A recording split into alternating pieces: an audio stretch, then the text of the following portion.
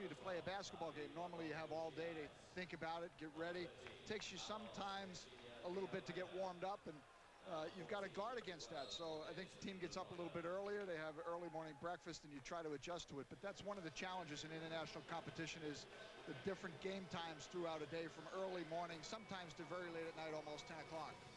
Looking at the starting five for Angola, this is a very young basketball nation. As I mentioned a few moments ago, this is their third Olympics in a row.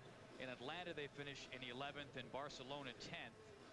At the World Championships, they've not fared much better. In 1990, when they qualified, they finished 13th, and when they were in Toronto back in 1994, they finished in 16th. However, they are the best African nation at the sport of basketball. A very athletic team, but the problem is not many players can finish. They don't shoot the ball incredibly well. That's right. They're not very precise in their shooting, although they do have some good ball players, and they're very quick and agile. They get up and down the floor. They're well coached. They have good floor organization, and they're a team that thus far in their first game, they had the crowd adopt them. They're a very popular team because they do play hard and they make some exciting plays. So Canada will have to be careful not to allow Angola to get their confidence up early in this ball game. Canada coming off the big win against Australia in game one. They want to continue that flow. They want to immediately establish who's in control of the ball game. Angola lost their opening game to Spain 64-45. And as you mentioned, Canada picking up the win. Steve Nash, Peter Garaci, the starters out there for Canada, all set to roll. What a tremendous performance. One of the finest performances at the Olympics by a Canadian men's basketball team in quite a number of years. Well, it was absolutely shocking because the building was filled with all the fans pulling for Australia. So it was a huge win for Canada in the opening game. Now, what a job Coach Jay Triano has done. And the first shot clicks. Sherman Hamilton. Sherman Hamilton, an excellent outside shooter. He gets his feet underneath him.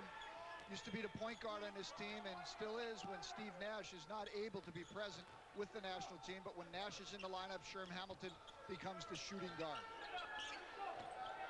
Victoriano moves it up.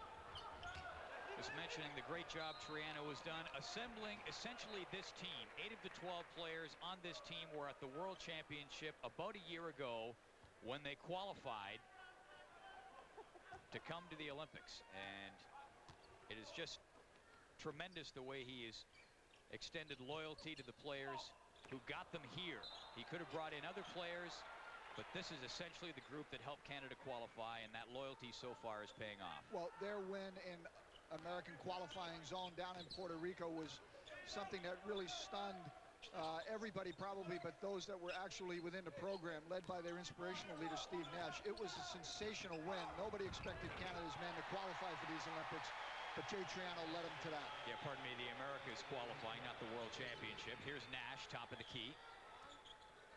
And they had a big win down in Puerto Rico, beating the Puerto Ricans in the semifinals, which put them in a situation to be here. And then they come into Australia and they beat the Australians in the Olympics. So they've had success against host countries in knocking them off in key games.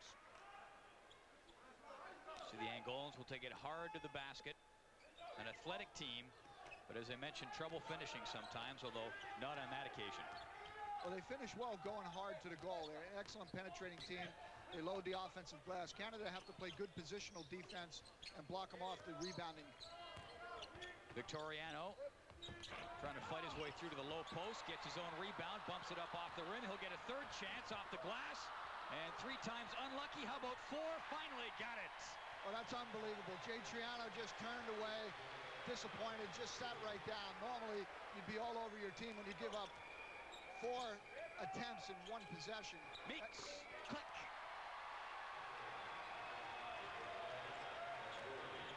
And Barrett hitting the jump shot. Rowan Barrett came out and played a terrific game against Australia in game 1. He had 21 points in that ball game. When he's hot from the outside, he's very difficult to defend because he's an excellent penetrator. He's got great springs, good two-way player. Diaz. And Canada finally rebounding, and Nash will start it back down the floor. Try to find some room. Flips back for Garaci. Out for Hamilton. Barrett open over on the left wing. Garaci out high. Little lane opens up, comes back out. Good look for Meeks, off the rim. Now Nash with the new clock. Hamilton into the paint, falls away. And pulled down by Diaz. Angola trailing Canada by a basket at 6-4. Canada leads. We are early in the first half of this game. You look for things to clean up early in the game. Canada has to really play better position in terms of blocking out on the offensive boards for Angola. Angola getting too many second shots.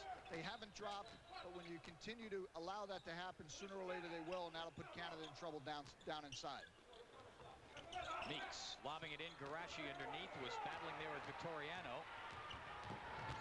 Lutunda swept away nicely by Hamilton. Canada on the transition. Here comes Barrett. Yes, he can. They're turning defense into offense. Excellent by Canada. Sherman Hamilton, quick hands. Stripped Angola of the basketball. Right in the hands of Steve Nash. He didn't hesitate to put it up court for the easy fast break. 4-point lead for Canada. 3-point attempt. And Nash back down the floor. Canada moving the ball quickly now. Barrett puts it up, and they get the foul call. Canada playing very loose offensively right now. You see Barrett go in for the two-hand slam on the fast break. They have a lot of confidence. They're in an easy flow. Foul on Carlos Almeida, his first.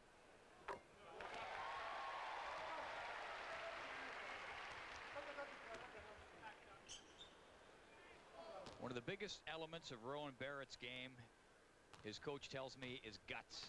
Talking to Triano, Barrett always guts it out. Plays through pain, plays through adversity. From Scarborough, Ontario, went to St. John's University. And a pretty bright guy, actually. In his final season, he was the New York Post Scholar Athlete of the Year.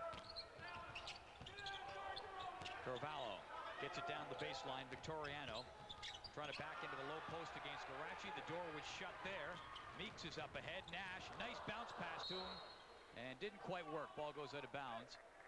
Canada had a 4-on-2 situation right there. 4 offensive players down, only 2 Angolans back on defense. You got to be careful with the basketball. You don't want to have it deflected in that situation because it's easy to get a wide open shot when you outnumber the defensive team. 6-point lead for Canada. Barrett works it over for Nash for 3. Got it! Steve Nash, an excellent shooter, terrific scorer. Not his primary aim on this team, though. He really likes to distribute the ball, keep all of his teammates involved in the offense. He'll look for the pass first, the dribble penetration first, and then the shot. Andrew Gaze, the great Australian player, just shaking his head in disbelief the other day after the game. He said 15 assists for Steve Nash. That's almost unheard of in international basketball. We're back in a moment.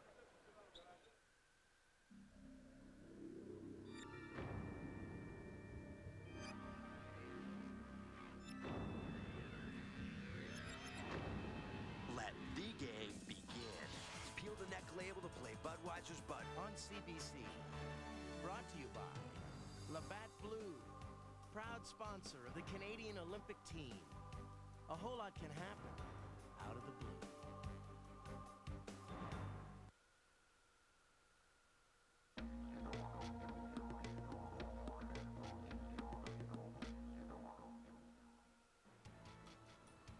Continuing on day number 4, to the bottom right of your screen, we're keeping an eye on Penrith Lakes, venue for rowing, where in a little under 10 minutes from now, Emma Robinson and Teresa Luke will compete in their repechage. You can see they're warming up at the Aquatic Center, where they're waiting for the men's 100 free. Let's go back to basketball. All right, thanks, Terry. Canada with a 14-point lead against Angola with 13:55 to go in the first half. And Canada running the ball well. Lutunda sees the lane, cuts through the paint, dishes off. A 3-point attempt goes up and falls. Carvalho. Now Nash comes right back for Canada, drives the basket, couldn't get the roll that time. Comes back out for Barrett, new clock for Canada. Rowan Barrett, baseline. And the ball goes out of bounds. Angola will take over. Canada has shot the basketball very well to this point in time. Angola comes back, nice jump shot down deep on the baseline. You got to get out and close out anybody when they spread your defense like that. Square up in the corner. You got to get out and get a hand up. Challenge every shot. That's what Jay Triano is totaling his troops to do. Challenge every shot. Get a hand up. No unmolested shots. 11-point lead. Trying to drive in Lutunda. And he was matched up there against Steve Nash. And Nash, once again, looking good for Canada. Has a 3-point basket and an assist. Well, as great as Steve Nash is offensively, Jay Triano says that it's his defense that makes him absolutely invaluable. He hounds the opposing point guard, forcing him into many errors, constant pressure, tremendous. Rowan Barrett. Tremendous commitment by Nash. Barrett is hot. He came out of the block shooting the ball very well. Sherman Hamilton, his running mate, also really establishing an outside game for Canada. Now, as Angola comes out to pressure that, it's going to open up the inside as we go through the first half. Offensive foul. And Canada will take over. 12:31 to go in the first half. And Canada leading 23-9. Rowan Barrett with 13 points for Canada. Michael Meeks was the offensive leader in the game against the Australians. Barrett donning that mantle in this game so far. And Nash has had a little bit of a lid on the basket for him. He's made some excellent moves, but the ball just hasn't dropped. But he continues to dribble, penetrate, having his way down the lane against the opposition. Timeout called by Angola with 12:10 to go in this first half. And Canada with a 14-point lead, leading the way. Rowan Barrett with 13 points.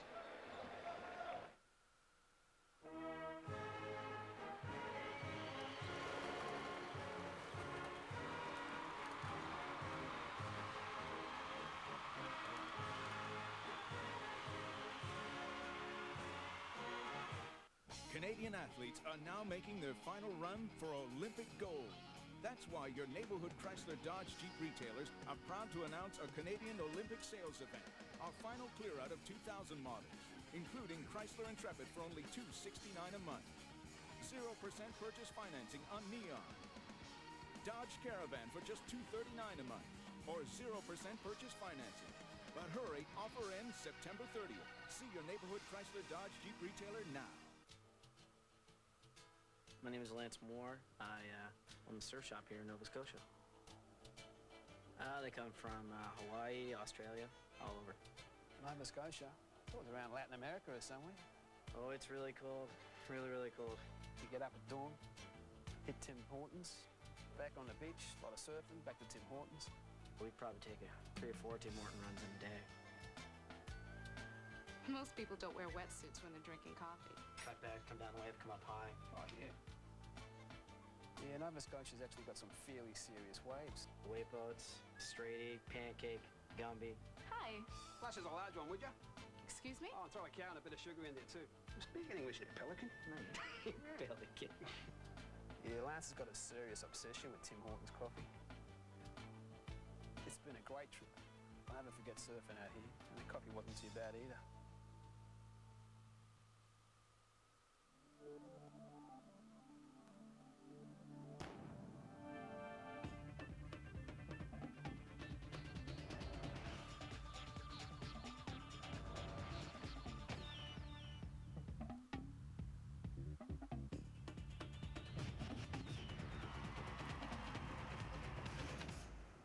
Okay, some dreams can't come true. But if you want to go to the Olympics, yours can with Visa, the only card accepted at the Olympic Games. On your marks,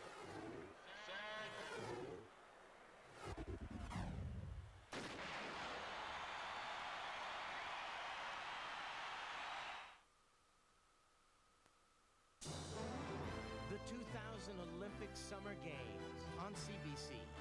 Brought to you by Vector from Kellogg, Fuel Up, and by Tim Hortons, the coffee you can count on.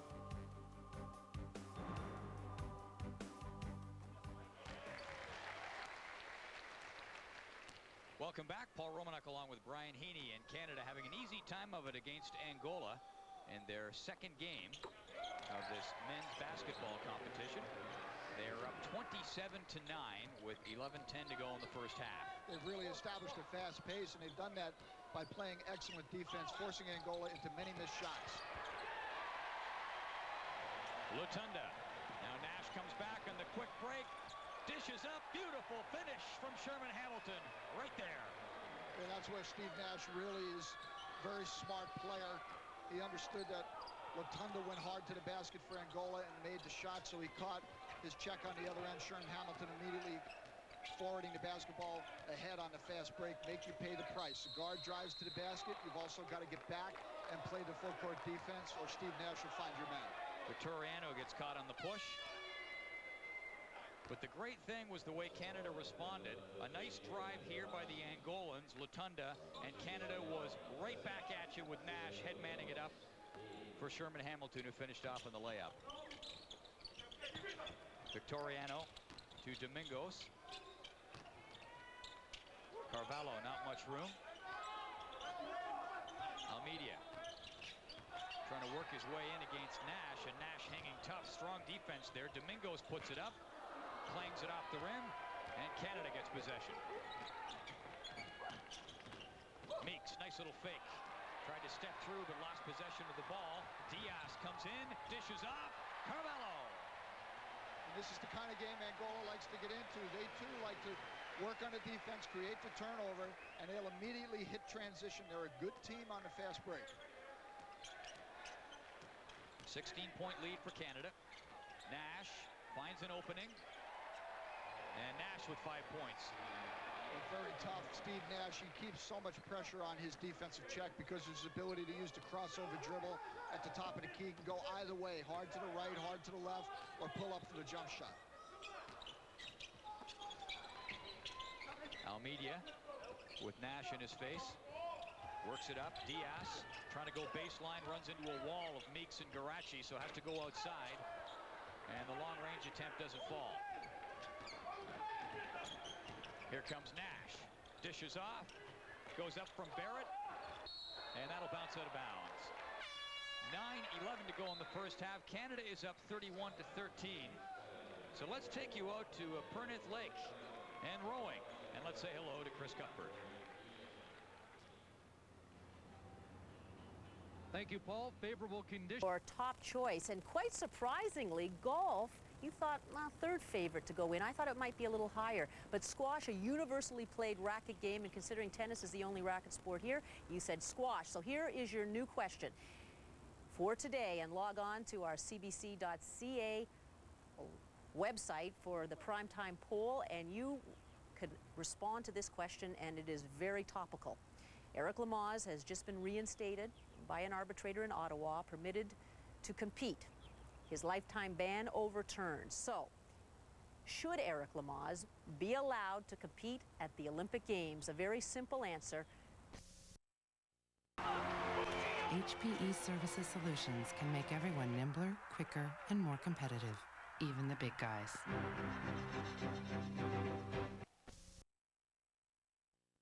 In force. In rowing today, great news for the World Championship pairing of Teresa Luke and Emma Robinson.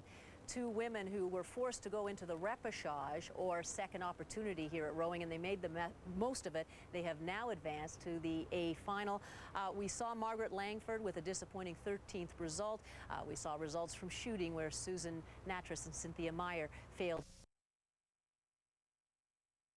Every player has scored at least 1 point. Andrew Mavis with 2 more, and Mavis has 9 points. So a great confidence booster for some of the shooters in the Canadian team heading into their next contest against Spain. That is on Thursday. The opposition will be much tougher. But you look at a guy like Greg Francis, number 10, coming in off the bench late in the game. He was the only Canadian player who hadn't gotten onto the score sheet. He comes in, and his first 3 possessions, he hits 2 threes and then a 2. Well, you know, he is a great shooter, and Andrew Mavis is a good long-range shooter as well, plays off the bench. Canada can bring people in off the bench who can extend your defense with a great outside shot. You're seeing that here in this game against Angola. Mavis and Francis doing a good job from long range. And the foul. A little push off for Sean Swords coming off the screen. Here you see Swords down inside, throws the pass across the baseline to Andrew Mavis, who drains the three from the corner. 2:10 to go.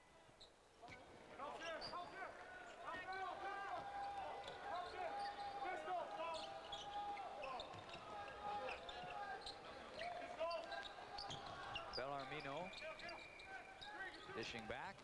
I don't know, it's kind of a tough one if you're a coach, I guess, and you've been there before. I haven't, not having coached. In a walk like this, when the outcome is so decisive in your favor virtually 5 minutes into the game, what do you try to take out of it?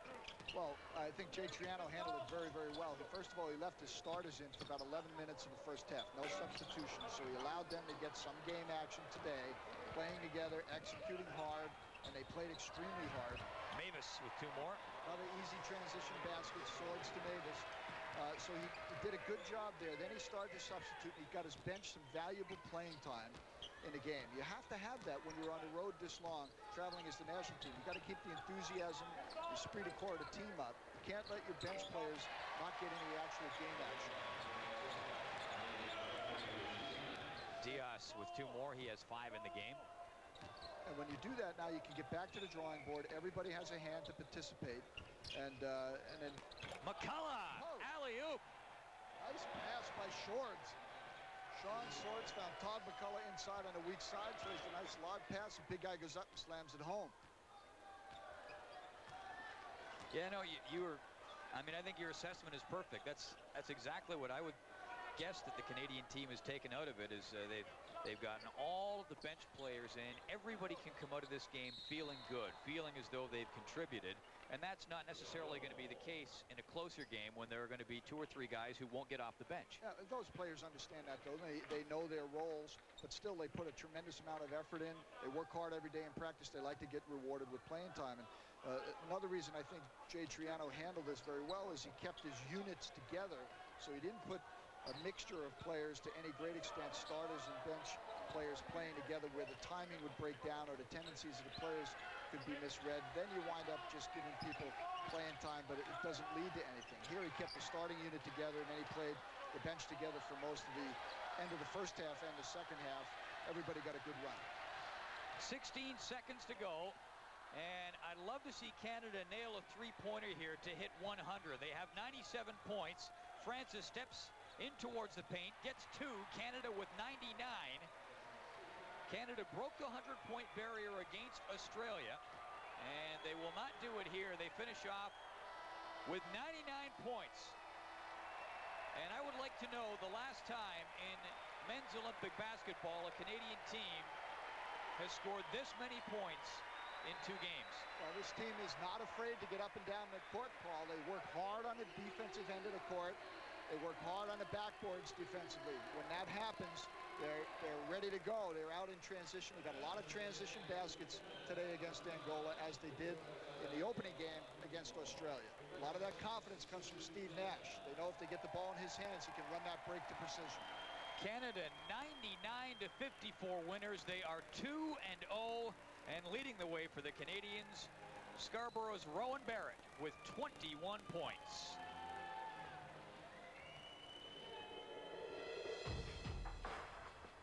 Huge underdog going to Sydney. But for both Steve Nash and Todd McCullough, their entire careers have been about defying the odds. And once again, they believe and expect to find themselves coming out on top. Our goal is to get a medal. You know, no matter what medal it is, we just want to get a medal, and that's our goal. And anything less, I think, will be looked at as unsuccessful. I think that would be the biggest basketball achievement that I could have in my entire life. I think that I went a long time without achieving much as far as basketball success. This would be a great time to be in the top 3 in the world.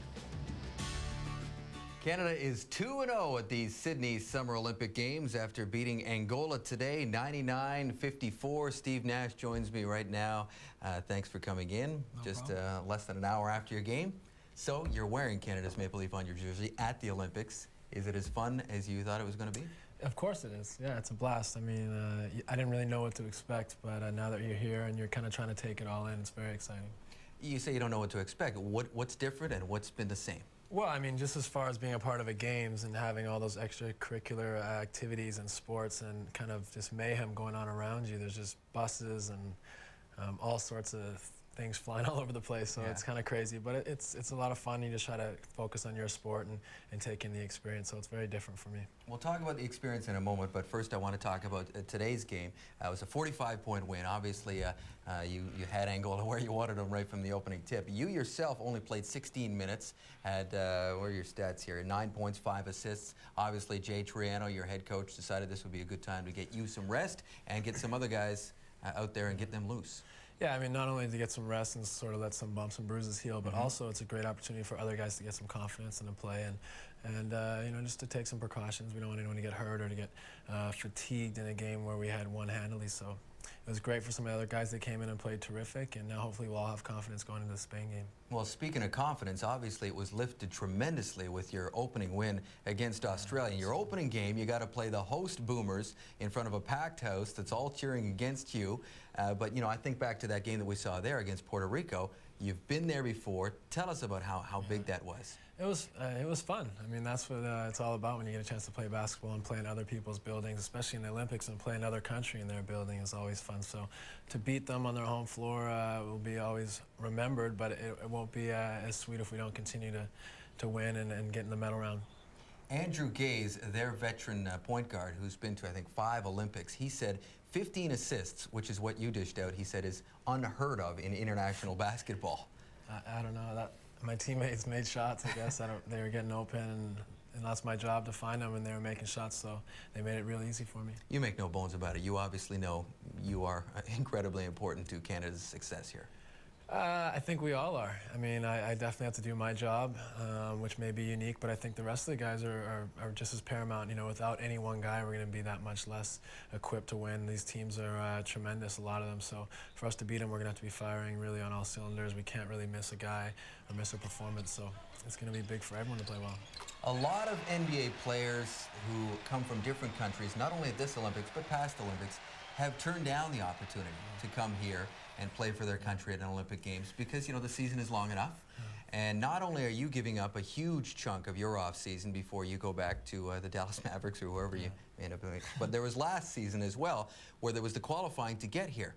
This is obviously important to you. Yeah, it's very important. You know, like I said, to be a part of the games is something that's a dream come true, and it's very thrilling for all athletes, especially being Canadian and being proud to be Canadian. So it's a lot of fun, but it's going to be tough. You know, I have to go back to training camp like a day or two after the games, so it'll be difficult, especially when Christmas comes around and I'm mentally and physically fatigued. But it's worth it. It's a sacrifice. I'm an athlete. That's what I do. It's a lot better than the contrary. You know, I feel as though I'm very lucky to be able to play basketball for a living and to represent my country at Olympic Games. I could be working right now, so I have a real job instead of just be stealing from some American company. You play for work back in the United States in the NBA. Is this totally different? Is this fun? Is this?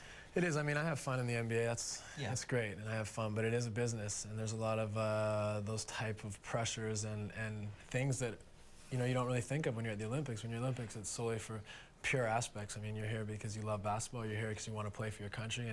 And for me, my favorite part is, one of my favorite parts is playing with my teammates because they're unbelievable guys. And, you know, we're all playing for free and for the same pure motive. And also just to see the excitement your family and friends have back home because you're representing them. So there's a lot of things that make this a lot different than the NBA. And in a lot of ways, very exciting and more enjoyable. You know, you talk about your teammates, and one thing that I've admired about the team process that you have here is the way Jay Triano built it. He took a total team approach, which meant things like you coming in right away. And he said, sorry, Jamal Magloire, if you don't want to come in right now, then we'll do without you. Sorry, Rick Fox of the LA Lakers. I understand that you've had a long season, but if you're not coming in right now, we'll move on without you. What did that mean to everybody in the dressing room? Well, I think we realized the seriousness of this event and our opportunity, and that realized that our margin for error is very slim and that we can't just mess around and show up for the Olympics and expect to do well no matter who's on the team. So we'd much rather come with a very balanced, team-oriented game plan and then just have a bunch of individuals that may be better on paper. So, you know, he set some limitations and rules, and I was really happy that he did so. I mean, I wouldn't want it any other way. I wouldn't want to go into the Olympics unprepared. I wouldn't want to go in not knowing what my teammates are like or what they're going to do. And so this group of guys have really grown up together in the program. We qualified together, and now we're ready to sort of see how well we can do at this level together. Tell us about Jay. He's a former national team player. When he, I'll tell you right now, when he took over the job as a national team coach, he basically told me one day that, he did not expect to be here. Yeah, I mean, he doesn't tell many people that, but I think he didn't really expect us to qualify. He didn't mean it in disrespect. No, I think his plan was for us to qualify for Greece, which is the next Olympic Games, obviously. So for us to qualify early, I think was a big step for us, a major blessing for us. I think it was one that was unexpected by a lot of people, but I think what happened is that, I think deep down he thought he couldn't sell us short, and we definitely weren't going to sell ourselves short. So, I mean, the sky's the limit if you believe in yourselves, and the guys just believed themselves last year, and I think the same sort of momentum is building here. We just got a huge game tomorrow, and that's all we're worrying about. Last question, Sorry, 2 days. Yeah, it's a couple days against Spain, Thursday, I believe it is. Don't worry, everybody's messed up on the time. I have no idea what day it is. But I want to ask you one other question, and that is talk about believing in yourself.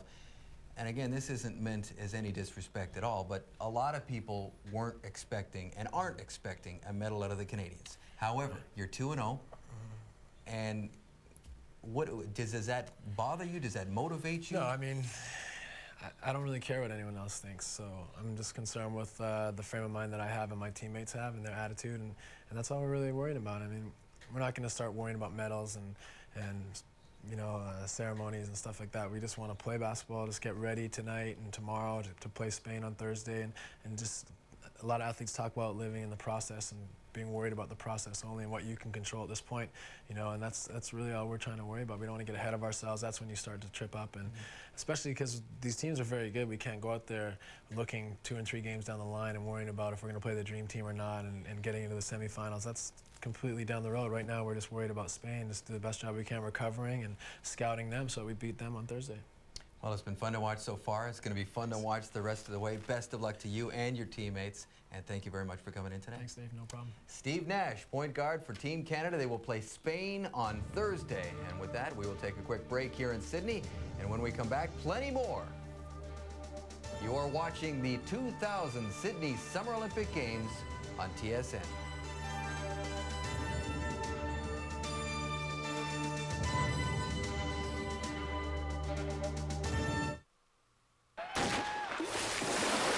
Game 2, spreading it around. Rowan Barrett was the trigger man for Canada. Everyone got into the offense. Every single player in the lineup put points on the board. And that is a big reason why Canada is 2-0 in this men's Olympic basketball tournament. Next up is a very important game against Spain. How do you like this team, Canada, heading into the contest? Boy, they're getting support from everyone. Well, Canada is playing very well. They're getting deep in their bench for production. And Todd McCullough, the 7-footer from the Philadelphia 76ers, their NBA player, has been playing off the bench in these Olympics and doing an excellent job. He really has given the team a lift, and he'll be a force to contend with down inside. And of course, Steve Nash, the quarterback guard, has been brilliant. Some say here the best NBA player at these Olympics, not on the USA Dream Team, but on Canada's national team. Steve Nash has electrified the crowd. He was spectacular in the opening game. He picked apart the Australian team with 15 assists and 15 points. Didn't play as large a role in game number 2, but he'll be front and center in this one. And what is the Spanish team going to do to try to combat Canada? What are we going to see from this club? Well, Spain has to play a balanced offense. They have to get everybody involved as well. But Alberto Herreros is their big scorer. They have to get the basketball in his hands. And Alfonso Reyes is the player down low that they'll go to. He has bulk and strength, and he'll be the guy who has to contend with McCullough. All right, so here's the situation. Canada with a little bit of breathing room heading into this game. They're 2-0 so far. To go to 3-0 would put them in a spectacular seeding for the quarterfinals. A little bit more pressure on Spain. They are 1-1 so far. They'll jump things off momentarily. This place will be packed. Looking forward to this game. Thank you, Paul. We are 2. And Paul Romanek. Paul, you ready? Oh, yes. You bet I'm ready. Looking forward to this one. Canada and Spain. Spain is in red and gold. Canada in white. And Canada so far the surprise of this men's basketball draw with the big victory over Australia to start, following up with an expected win over Angola, and now a tougher test here against the Spaniards. Meeks driving in, puts it up off the glass, and Canada's on the board. Mike Meeks was an outstanding contributor for Canada in the opening round of these Olympics, 27 points, and he starts off right where he left off and getting those against the Australians in game one. Great offensive contribution from Canada in the last game. As I mentioned in our little scene setter there a while back, every player on the roster got into the scoring, and coaches love to see that. And here's Steve Nash, outstanding point guard, trying to work it back, and the foul down under the paint, whistle on the play. And it's going to be an offensive foul on Canada. Meeks takes it. See, Alfonso Reese, that's something you do in your pregame preparation. Alfonso Reese setting up Mike Meeks, getting down, establishing position. Meeks a little bit careless, not looking behind him. Reese stops and draws the offensive foul. That puts a foul on Meeks. Spain would like to get Meeks on the bench if they could get him in foul trouble throughout the game. Herreros, number 11. Facing the pressure there, trying to bounce it in for Reyes. Reyes tried to go back for Herrero. Ball goes out of bounds, and Canada will take control. The toughest pass from the post to the cutting player sometimes is right in the mid-post. We are all tied up 2 apiece. And here's Steve Nash. What a job he did against Australia. Breaks through there, gets some help from Garachi, and Canada's up by a basket. Steve Nash is such an exciting player. He's just got uncanny passing ability. Always able to draw 2 or 3 defenders to him and still find an open teammate. Peter Garachi played the last couple of years in Europe. It's really helped him to mature as a player. His game much more sound now. Nash comes down, up to Garachi, off the glass, 2 more. Well, you love to see that kind of intensity. Garachi blocks the shot at one end and then immediately takes off and runs straight for the basket. Shortest distance between 2 points, a straight line. Garachi accelerated, Nash found him, put the ball right on his hand. Good look there for Alberto Herreros. Right back at you from Steve Nash. That's the kind of player Steve Nash is. He won't stand for one-upmanship. Herreros makes the good shot. Nash comes back, and in a matter of seconds, nails one home. You don't come up on Nash, he'll shoot it over you. You come in on him, he'll move it around you. Tough to figure out so far. Bounced it up ahead, and it was a case of Hamilton looking one way and the ball going other. Nash loves this style of international game. Herreros makes the jump shot. You're looking for an outstanding scorer for Spain, Alberto Herreros.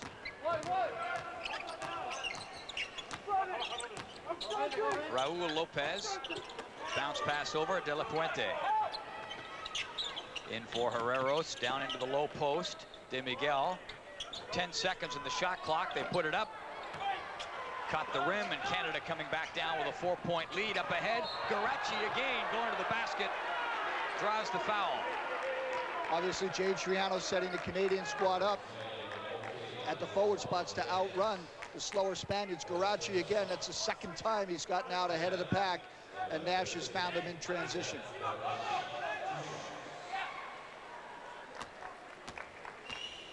Garachi, after 2 games, averaging 9.5 points a game, 3.5 rebounds per game. Just has improved his game every year, Paul. Just gets more stable down inside, more confident in his role on a team. Get that professional experience through the winners, and comes back and has made valuable contributions, winning a spot.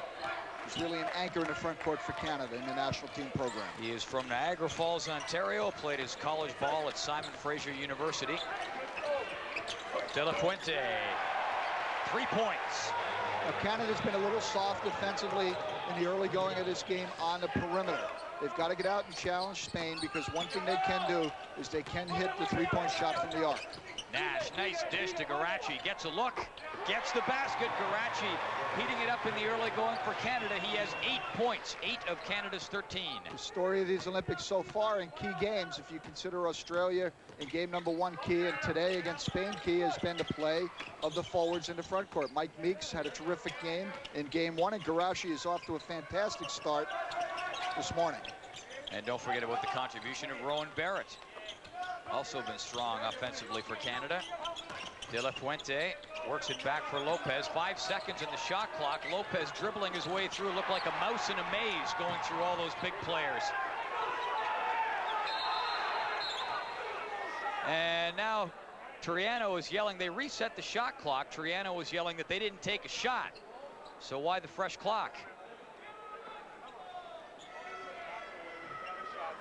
See, one of the things that could happen there is the timekeeper would assume on that deflection by Garashi that possession had been gained by Canada and reset the clock at 30.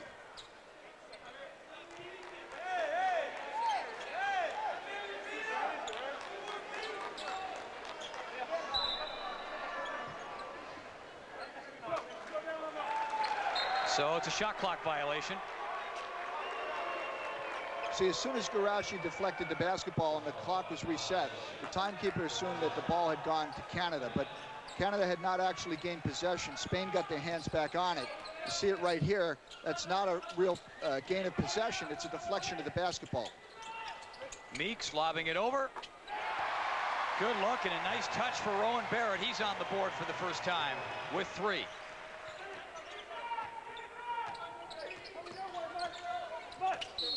Canada with an 8-point lead. Foul underneath, and it's going to go against Spain. An elbow. And Alfonso Reyes, very physical down inside with Garashi. Rowan Barrett, 21 points in game 1 against Australia. Lighting it up from the outside. Acknowledging the pass with a pointed finger. Timeout on the floor. 15:31 to go on the first half, and Canada with an 8-point lead over Spain. Our coverage of Sydney 2000 continues in a moment. We began anew with new easy-out rolling captain's chairs, a new movable center console with power outlet, new power sliding doors, new power hatch, new brighter headlamps, new.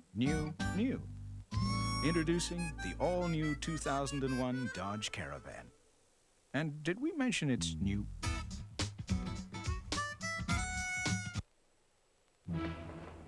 Look! Penguins!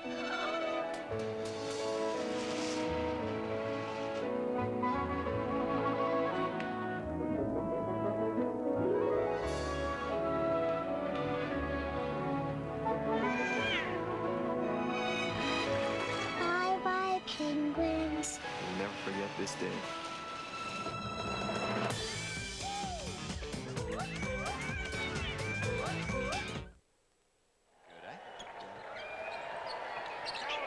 Welcome back. Paul Romanuk along with Brian Heaney. 15:20 to go in the first half. Nice shooting from Michael Meeks. 2 points, and Canada with an 18-8 lead against Spain. You know, the mental set of this Canadian men's national team has been terrific in this tournament. Every player making a contribution. They are absolutely primed and ready to play. Offensive foul called on Spain.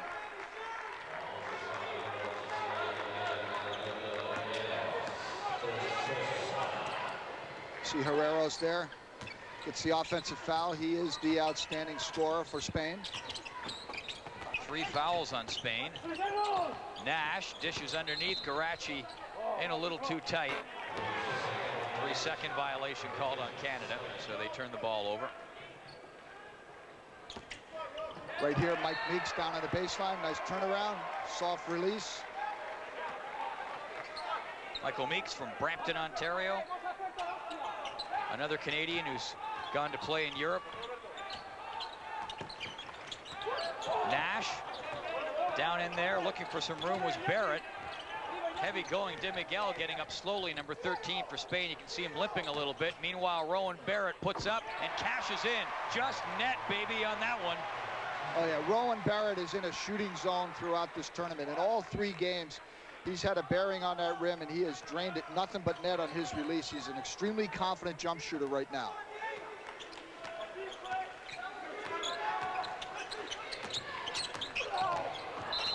Herreros and the foul. The push on Steve Nash. Steve Nash very aggressive. You see him here trying to go over the top of the screen, crashes right into De Miguel and gets called for the foul. You got to step over the top of that screen. When you're approaching a defensive player, if you have a sense he's there, you want to get your lead leg out and over the top and pull your body through. If you lead with the shoulder, as Steve Nash did on that occasion, you're going to commit the foul. It's funny, everything's relative, but when you look in the replay, I mean, they're both big men, but Steve Nash is 6'3", and relative to Ignacio de Miguel, he's not a very big guy. De Miguel is 6'9", and you can see in that collision, Nash bore the brunt of it. Canada doing a good job down inside. Alfonso Reyes, he's a key player for Spain. You see him right here going inside.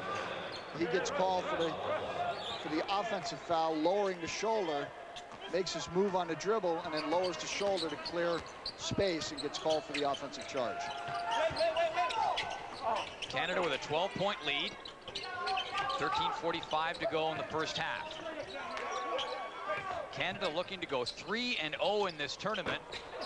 Ball put up there by Sherman Hamilton didn't drop. And Spain, meanwhile, with an even record. They lost their second game to Russia after defeating Angola in the opener.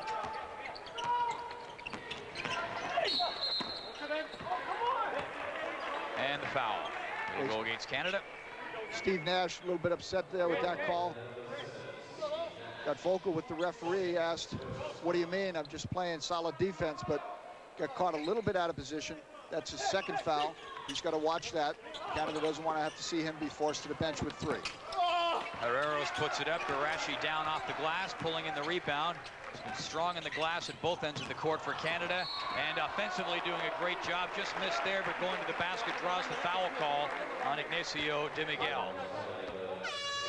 Swimming coming up. Hang in there. We've got lots to bring your way. Basketball, and we'll take you to the pool.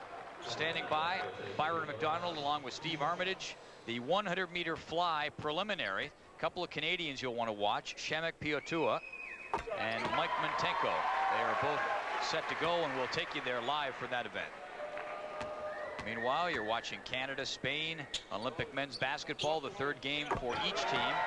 And Peter Garashi looking good for Canada. He has 10 points. He's their leading scorer so far after hitting there from the line.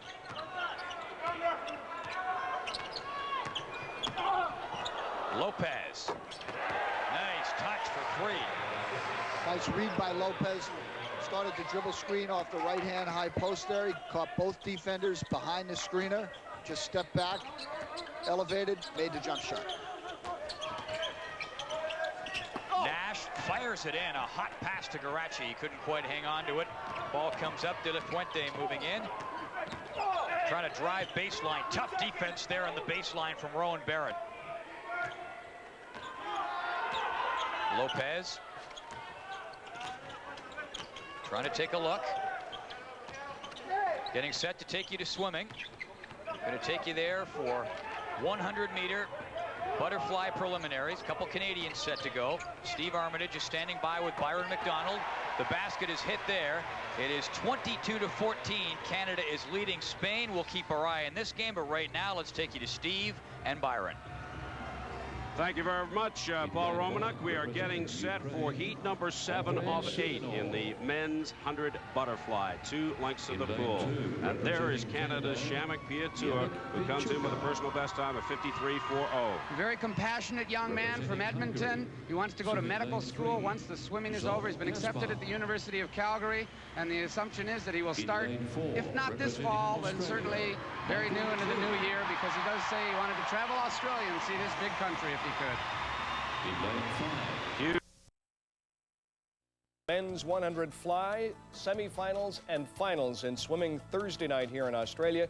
For you people back home, that's in about 7 hours from now. Quickly back to basketball. Brian Heaney and Paul Romanek. Paul, bring us up to date. Well, Canada is leading 36-22 with 4:10 to go in this first half. And Steve Nash, you just saw him drive in and get on the board again. Nash has spent some time on the bench with 2 fouls, but he's just checked back in, making his presence felt immediately. Herreros puts it up. By the way, just as a sideline, and nice to hear some good news from the pool, because Canada has struggled there. That's right. Here's Nash. Works it in for Meeks. Over for Hamilton. Meeks lobs it in. And the foul on the paint, whistle on the play. Spain doing a good job that time getting out in front of Peter Garaci, but through a contact will not happen. You see Alberto Herreros inside, nice lob pass. Herreros spins. Now you see him from the outside. Mr. Inside, Mr. Outside. That's one of the reasons that he is a leading scorer for Spain, is he has an array of moves from different spots on the court that allows him to put points on the scoreboard. And when you look at leading scorers in any team, you've got to have that well-balanced set of offensive skills. You just can't be a specialist and maintain scoring leadership. You've got to be able to go inside, outside, on a fast break, be great at the free throw line. Gabriosa taking the foul and Garaci hitting from the line. He now has 14 points, leading Canada. Canada with a 15-point lead. And a good bet right now to go 3-0 in this tournament. Here's Nash. Meeks works it across. And the ball put up and the foul. And it's called against Spain. See Herreros, he wants to have a conversation with the official. He's saying I kept my hand straight up. Just extended my arm. Sherman Hamilton, an excellent guard on the Canadian national team. Good shooter. Term him the shooting guard, running alongside of Steve Nash. Occasionally, if Steve's not available to play that point position, Sherman Hamilton will get the nod. Of course, David Daniels comes off the bench, but Sherman Hamilton for a season or two was a starting guard on the Canadian national team. Sherman from Toronto and played at Virginia Commonwealth University in the States. Very quick, oftentimes draws the key defensive assignment to shut down the opposition's perimeter scorer.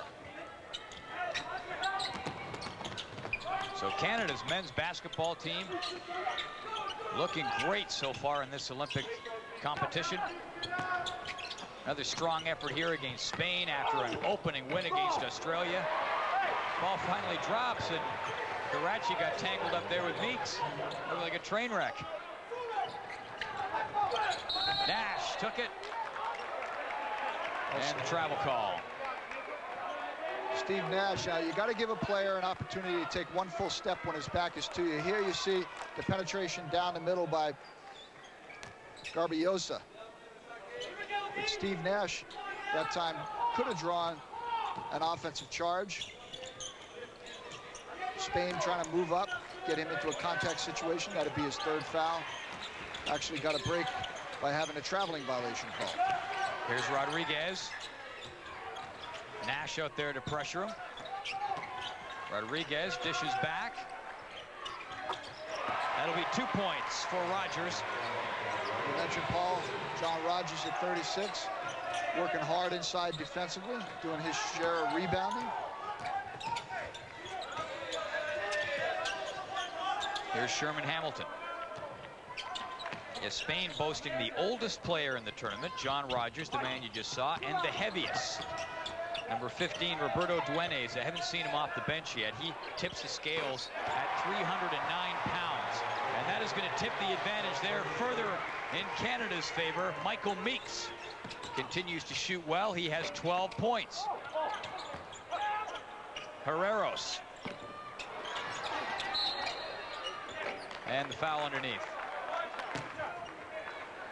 Meeks and Garaci have been doing a great job on the backboards. You continue to crash the boards.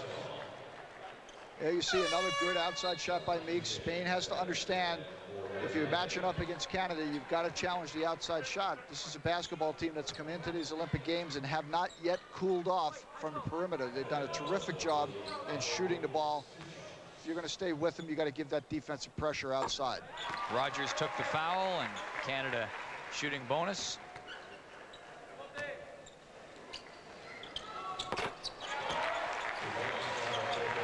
Michael Meeks with 14 points. Peter Garaci has 14. Canada has 47.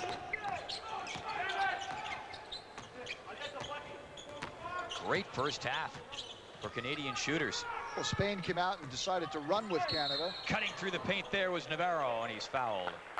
And you got to look back, having watched this basketball team from Spain play for the full half, you have to wonder why they would make that decision. They don't appear to be as quick as Canada is in the front court. They certainly have nobody that can handle Steve Nash in the backcourt. Nash has just pushed the pace of this game enormously. Every time he gets his hands on the ball, he's just accelerated straight down court, tried to find the open man. Spain's been on their heels defensively all throughout the half. Rowan Barrett took that foul. Garachi was calling for it, but it goes to Barrett, his first, and this is Sherman Hamilton for Canada.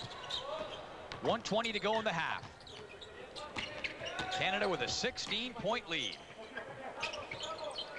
And this half has been punctuated by some fine outside shooting by the Canadian team. Daniels working it down inside and takes it back out. 6 seconds on the shot clock. Daniels puts it up for 3. Got it! And good shooting is always contagious. David Daniels, a good shooter in his own right, but it just keeps moving on from Barrett to Meeks to Daniels. Rogers with 2. 40 seconds to go in the half. Hey, when your 5'10" backup point guard is hitting 3-point shots like that, you know things are going well if you're a Canadian basketball fan. How about that? Michael Meeks, thanks for coming out. Meeks with 17 points in the half. Canada up 53-34.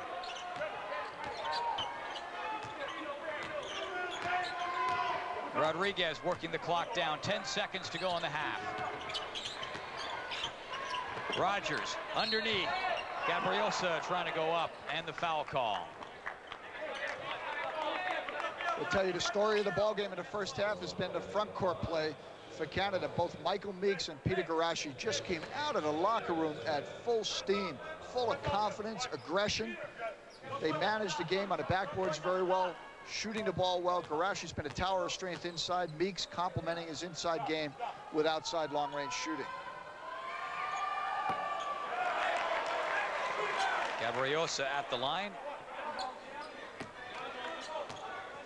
31 of Canada's 53 points in the first half attributed to both Michael Meeks and Peter Garachi. 2 bricks from the foul line from Gabriosa. And shot wouldn't have counted anyways, but what a half of basketball for Canada. This team could go to 3-0 if they hold on in the second half, and no reason to guess why they would not. Canada leading 53-34. The leading shooter for Canada was number 14, Michael Meeks, with 17 points. Here again is Brian Williams. Thank you, Paul. We'll get back to Paul Romanek and Brian Heaney for the second half. Remember, Canada, its last strong performance was when it was 4th in Montreal in a team coached by Jack Donahue. Here is a major story in track and field just being announced here in Sydney at 5 after 12 Thursday afternoon. Triple Olympic champion Marie-Josée Pérec has pulled out of the games, according to her main sponsor. A spokeswoman for Reebok International says the Frenchwoman had left Sydney after being threatened at her hotel. And I quote, "Because of this unfortunate incident, she has decided to withdraw from all competition in Sydney." Now let's go back and look at some videotape from 4 years ago in Atlanta. Here is Marie-Josée Pérec on the right, on the left, the great Australian Kathy Freeman. This is the 400 in Atlanta. In Atlanta, she won both the 200 and 400. Pérec did. Silver medal went to Freeman. She also won the 400 in 1992 in Barcelona and was expected to be the main rival for the Aboriginal star Kathy Freeman, who lit the cauldron 1 week ago tomorrow at the opening ceremony. Again, according to Reebok International, Marie-Josée Pérec has pulled out of the games here in Sydney. Speaking of track and field, updating a story we came on about 90 minutes ago, Donovan Bailey, we understand. 53-34 at the half, and this team's scoring, I think, beyond even the wildest expectations. If you got Jay in a quiet moment and he was dead honest with you, I don't think he'd be telling you he expected his team would be shooting 68% at the half. And what were they coming into this game? Just 59%. That's unconscious. Yeah, they're having a great tournament in terms of shooting the basketball, and they did a great job from three-point range. 7 for 11 from the three-point arc. And Spain not showing as much right now. Well, Spain just doesn't look as quick, nor are they as strong. They don't have the mobility, they don't have the depth, and they don't have the offensive skills. is not a great Spanish basketball entry into these Olympics. They actually were a surprising placing in the European Championships in '99. They weren't expected to finish that high, wound up placing second, but losing a game early on to France, 64-56, and just got it together and came through and finished in runner-up. But it's not a team that was favored certainly to win a medal here, and Canada is just manhandling them. Canada playing extremely well. Their confidence just continues to build with pretty well every 5-minute block in these basketball games here in the Olympics. They really are starting to swell their chests out a little bit in terms of believing in themselves. The high water mark for Spanish basketball came back in 1984 when they picked up a silver at the LA Olympics. They weren't in Atlanta. They didn't qualify back in '96. Garaci rolls it up, and there to follow up is Meeks. And the beat continues between Peter Garaci and Michael Meeks. The two of them dominated the first half. Ball goes out of bounds. Canada will take over. You get two forwards with their mobility. Look at Meeks come off the weak side. Garaci just misses. You get another look at it here. It's on the rim, and there's Meeks coming off the weak side in an international basketball. You don't have to worry about the ball clearing the cylinder. You can go right up as soon as it hits the rim and jam it back through, and Meeks does it in classic fashion. The cylinder, that imaginary cylinder that comes up from the rim above the basket. In the NBA, can't put your hand in there. That's a no-no. Yeah, you got to let the ball get outside of that imaginary cylinder before you can touch it and redirect it back in. Spain gets the roll there, but Canada with a 20-point lead just underway in the second half. You can't dismiss the value of Steve Nash as the point guard on this Canadian basketball team. Oftentimes when you build such an easy, big lead at the half, a team can lose their mental focus and concentration in the second half. But Rowan Barrett. What were you saying about losing the mental concentration? Exactly, but Steve Nash will not allow that to happen. You can bet with his style of leadership, he is talking to his teammates in that locker room saying, we're going to come out, play this one basket at a time, and build the biggest lead we can. And here we go. Barrett comes in, takes it to the rack, and Canada with 62 points. Rowan Barrett with 13. He's come out of the dressing room shooting in this second half. Trying to break through is Lopez. Puts it up. Canada with another fast break. Nash. And pulled down there by Rogers. Steve Nash's first thought is always to pass, but he wants to keep himself interested. Hasn't had a shot for a while, pulls up in transition, and he deserves that kind of a shot. He does so much for this team defensively and in orchestrating easy shots for his teammates on offense. You never can take a look at Steve Nash and say, well, was that a bad shot? Any shot he wants is a good shot. Rowan Barrett takes the foul and a timeout called with 17:19 to go in the second half. And Canada with a 62-37 lead. Great performance from Peter Garaci with 14 points, Michael Meeks with 19, Rowan Barrett with 13 points. This team is going to be 3-0, and who to believe that?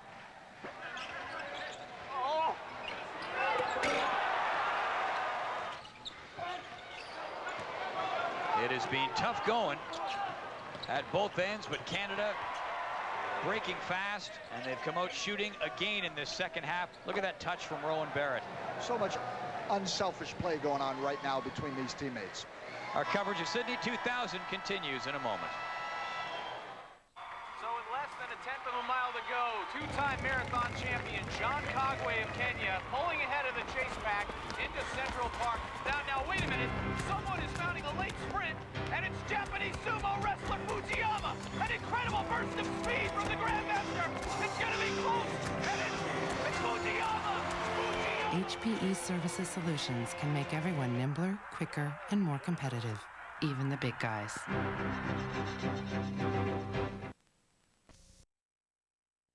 Down the road from the baseball. Athletes Village is close, so the athletes get a chance to come around and watch some of their countrymen compete. It's Peter Garaci at the line for Canada. And because of the way they built this Olympic Park with all of the venues compacted, you find people moving from one venue to another or between events, enjoying themselves. They got outstanding food villages, large areas, people can relax. You mentioned the food villages. Right. I think they're tops.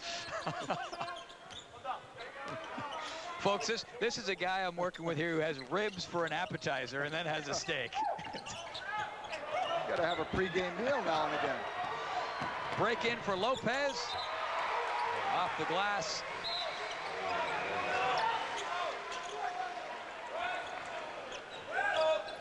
And Meeks will move it in. Canada with a 23-point lead.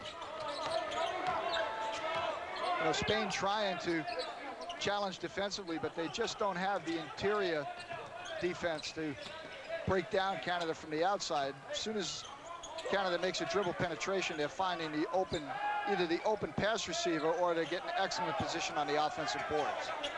Now, it is going to get tougher, much tougher for the Canadian team. Last two games of the round robin, shot clock violation. Their next game on Saturday is against Russia, and then they close out the round robin next Monday with a game against Yugoslavia. Well, Canada's starting lineup is Rowan Barrett at 6'4", Steve Nash at 6'1", and Sherman Hamilton at 6'2". They play Garachi and Meeks inside, so it's really two forwards, a swingman in Barrett, and two guards. And against some of the better teams, they sometimes have a difficult time in terms of defensive matchups. Some of these clubs will come at you with three big forwards and two guards, and if you can't handle that defensively, you put yourself at a disadvantage. Offensive foul called there. On the other hand, teams are going to have to deal with this Canadian ball club in terms of how they match up against them, because right now Canada is playing so well, so smoothly, their timing is down so precisely, and they're shooting the ball so well outside that perhaps those teams that come at them with the three big forwards are not going to be able to match the quickness that Canada's demonstrated thus far in the tournament. Here's Nash, dish off to Barrett. Oh, nice little move, cutting back in for Sherman. Hamilton took the pass, and then the blocking call on number 13, Ignacio de Miguel. De Miguel just getting there a little bit too late. He made the aggressive move to stop Sherman Hamilton, but you've got to get out, have your feet planted, establish position.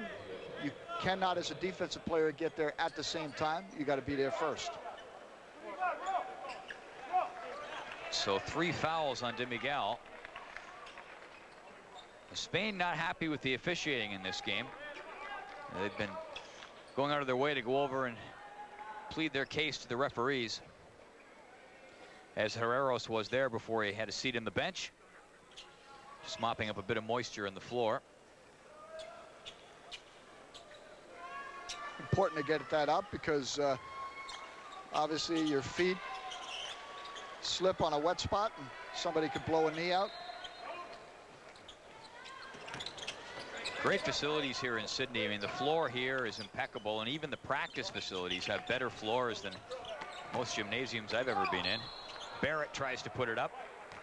A couple of elements go into making an excellent basketball floor too, Paul. One is the give in the floor, so that you've got a spring effect on it when you're playing the game. When you jump, you get a little bit of bounce, so that you're not playing on a floor perhaps that would be laid wood on cement where there's absolutely no give. That's just devastating to a basketball player's knees, ankles, and back. These floors are well built. They have excellent spring to them, and also the traction that you can generate on a floor. The finish on the floor is completely non-skid at these Olympic Games. You can stop on a dime, change direction, execute your cut, and do it safely. They've done a wonderful job in putting the facilities together for the basketball venues.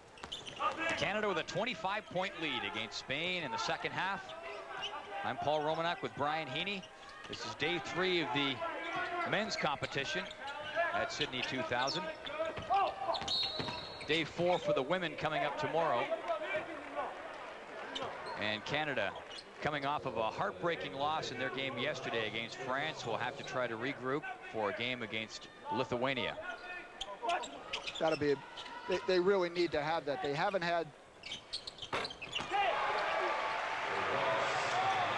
a lift in spirit, the Canadian women's team, in these Olympics, and they've worked extremely hard. They did have an excellent outing yesterday, but only for 36 or 35 minutes. They've got to put it all together. I was talking to Diane Norman after the ball game, and she said, you know, we've got to put something together for 40 minutes, and the game against Slovakia will be a big one for Canada. Yeah, pardon me, I think I said Lithuania. It is Slovakia who they were playing. Got the pools mixed up. 2 pools, men and women. Excuse me if I got a couple of countries mixed up there. Don't take it personally, please. Here's Lopez. Into the top of the key, drives through up off the fingertips, found the basket. 23-point lead. And here's Steve Nash. Nash with 5 points. Had 3 assists at the half for Canada. Finds the lane, puts it up. Oh, great combination there, working so well with Garachi. And Steve Nash made that look like a shot, but I really think it was a pass. He just laid it up so softly, and Garachi came out of nowhere on the weak side, caught it, and put it in. De La Fuente. And out of bounds, Canada takes over. You know, that last offensive series, Paul, Spain actually did a good job. Here you see their point guard go down the middle. Lopez releases the basketball, gets an easy 2, but there haven't been enough of those easy shots down the middle for Spain in this game. Nice cut there, and coming in is Barrett, baseline. Trying to put it underneath there for Garachi, but broken up. And Lopez comes back down for the Spaniards. Off to Rogers. Rogers backing into the low post, forced to the baseline there, nowhere to go, so he put it back out for Gabriosa, and the foul call. Going to get an offensive foul on Spain there. Moving down, Garachi just lined that up and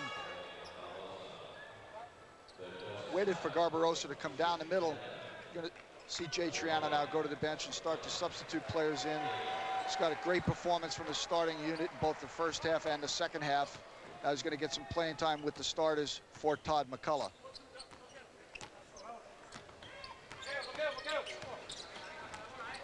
Nash setting the floor. Rowan Barrett, but it goes into McCullough off the glass, and McCullough gets on the board for the first time. You see the patience of Steve Nash, just calm, cool, stood on the wing, bounced the ball, let the offense get spaced properly. Ball goes up from long range there from Lopez, didn't drop. And then when you space that offense properly, if you're fronting the low post, in that case the 7-footer McCullough, Steve Nash just throws the lob pass to the basket. McCullough catches it and can put it in. Here again, you see Nash looking. Other than the United States, which is an entity unto itself in world basketball, Nash puts it up, crashing the board was Meeks. He almost got that. Is there a better point guard in this tournament based on what you've seen? Oh, not than Steve Nash. Steve Nash has been sensational in this tournament, and he established himself very quickly in game 1. 15 points, but 15 assists against the Australians. And, you know, I think you mentioned, you were talking to Andrew Gaze, Paul, as you mentioned, and Gaze said he'd never seen that in international competition before. No, that's a total like that, 15 assists that Nash had in that opening game, almost unheard of in international basketball. And Gaze, when I talked to him, he was almost dumbfounded. He just shook his head, and I can't believe it. I've never seen that, was essentially how he put it. Crashing in there, pulling down the rebound is Rogers. One of the best lines in this Olympic is that the best NBA point guard in this Olympic tournament was not playing for the U.S. Dream Team. Gabriosa and Barrett. Nose to nose. Barrett takes the foul, but things getting a little heated between he and Gabriosa. And Barrett is going to get out, and Andrew Mavis will come into the game. Jay Triano, a seasoned veteran of international basketball. He knows and knew as a player and more recently as a coach of this national team, when you get into a game that's 72-47, you look at a 25-point deficit, things can get chippy in a hurry, and he'd be just as happy to have his starting players sitting on a bench at this stage of the ballgame. John Rogers, 3 points. Canada leading by 22 points, 11:20 to go, second half. Here's Nash.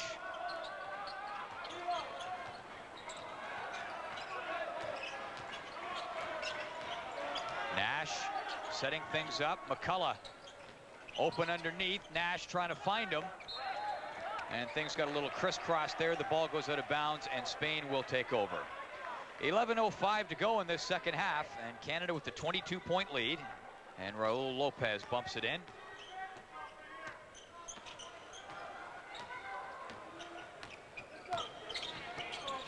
Lopez down underneath for De La Fuente. Tries to go baseline. The door was closed. The door open over on the side, though, and Rogers put the ball through it. Canada leading 72-52, 10:48. Still packed for the most part. People hanging in here to watch this game. Although, as you pointed out, Canada still with things well in hand. 86-64 is the score with 5:10 to go in the second half. Rodriguez working it up. Speaking of crowds, they are expecting close to 500,000 people to be coming in and out over the course of the day of this Olympic Park tomorrow. That's Friday, because the track and field starts. You have baseball, basketball, and swimming all going. And it is just going to be packed. They're telling people if they're coming to leave like 4 hours in advance. Yeah, which is surprising because really crowds have been able to flow so smoothly and so easily here at Olympic Park. All the thoroughfares pretty clear, but with all those extra people and of course track and field starting, it's really going to be something to see. It's been something to see. Canada's performance in this men's basketball tournament so far. They're going to go 3-0. They are averaging 100 points a game. They may yet hit that in this one. 86 points with 4:18 to go. Who would have expected it? Yeah, really, Paul, it's hard to get any more superlatives that you could lay as accolades on this Canadian men's team. They have been just terrific here. I think you mentioned the crowd sticking in here. I think they have a 3 sense. points from Greg Francis. They have a sense they're seeing a legitimate medal contender here in Canada and getting familiar with the players on this team. The other aspect is that Jay Triano's been able to play all the players from top to bottom, people getting excellent playing time and enjoying the Olympic competition. Great hustle and get the whistle on the play. See Greg Francis there, number 10, mentioned earlier. He is a shooting specialist right here. Demonstrates his capability to drain that shot from the outside. He played at a small college down on the east coast of the U.S., Fairfield University, and got to the NCAA tournament. Played against the mighty Tar Heels from North Carolina. And in that NCAA game that Greg performed in, he hit 7 3-pointers and almost was single-handedly responsible for pulling a major upset in that NCAA tournament. Big highlight for him, but I'll bet you the performance of this team and his own individual performance here is going to rival that before it's all said and done. Well, he's been vocal about playing in the Olympics and being his dream, so he is one excited basketball player to be part of this 2000 edition of Canada's national team. Andrew Mavis looking for an opening. 6 seconds in the shot clock. Mavis try to find one up off the glass. It didn't fall, and Spain will take over. Canada with a 21-point lead. McCullum pulls it down. And here's Newton. Extended defense here from Spain. Nice steal by Rodriguez. He worked hard to deny Dave Daniels the basketball, wound up earning that turnover and bucket. And the defense still well stretched out here. Mavis cuts into the paint, dishes back, 3-point attempt. Didn't fall that time. That was Francis who put it up. Back the other way, De La Fuente up underneath, down on the post to Herreros. Basket, and he'll go to the line. That's a tough matchup for the guards.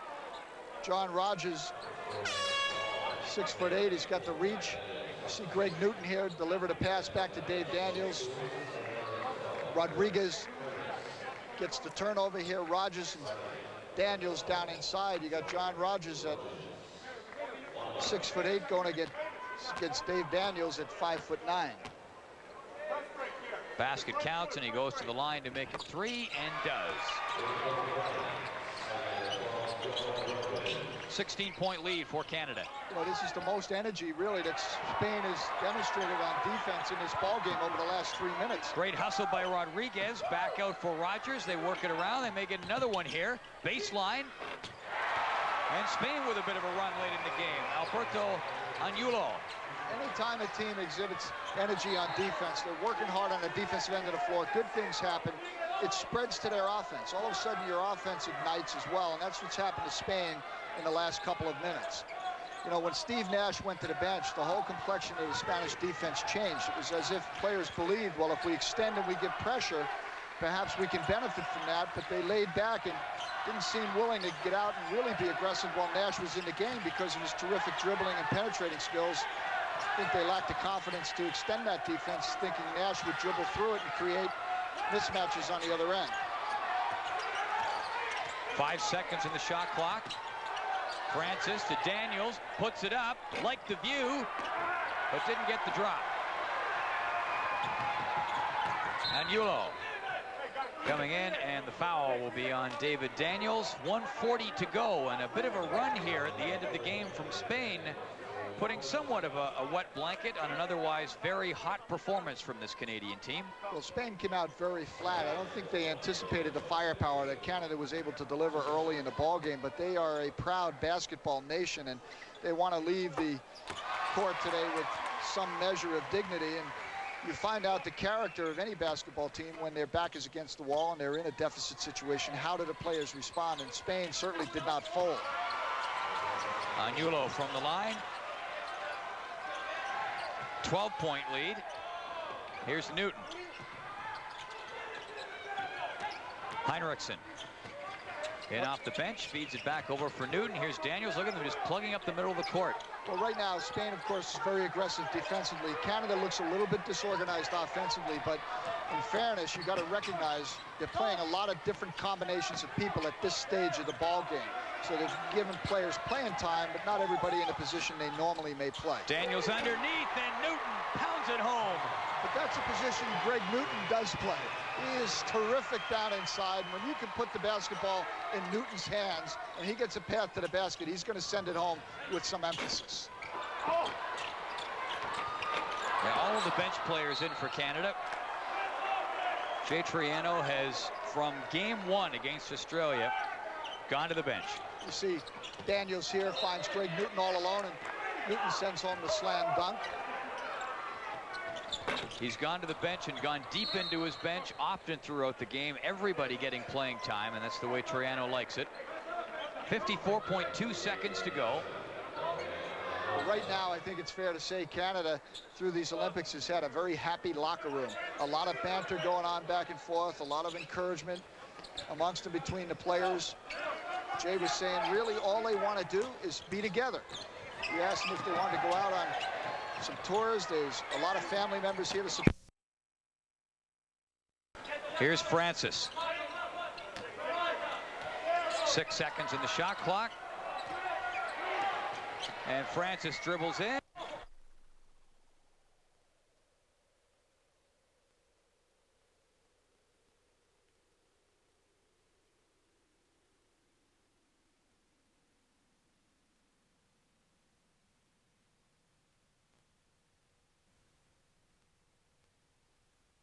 To go.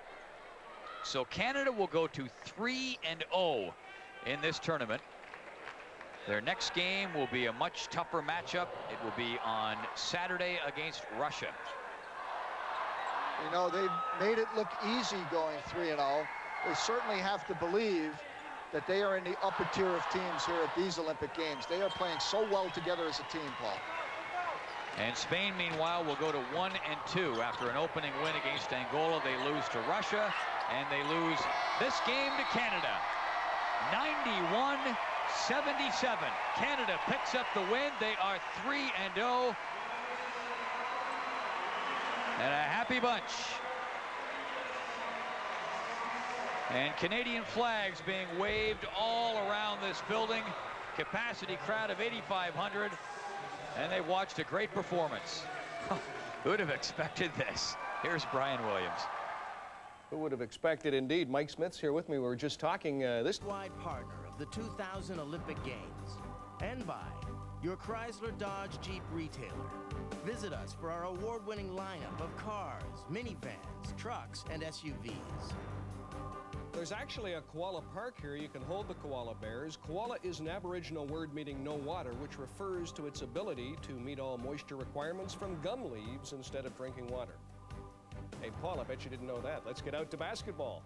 Brian Heaney and Paul Romanak. Paul, bring us up to date. Well, who's hosting this? Marlon Perkins or Brian Williams? What's going on? Matter of fact, I'll see you one, Brian. I'll see you your koala and raise you. Don't call it a koala bear around anyone from Australia, because it is in fact not a bear per se. It is just called a koala, and I know that because we were out at a park earlier on, had a chance to actually pet one. Saw some kangaroos. That was a real highlight. Not many highlights for Canada in this game.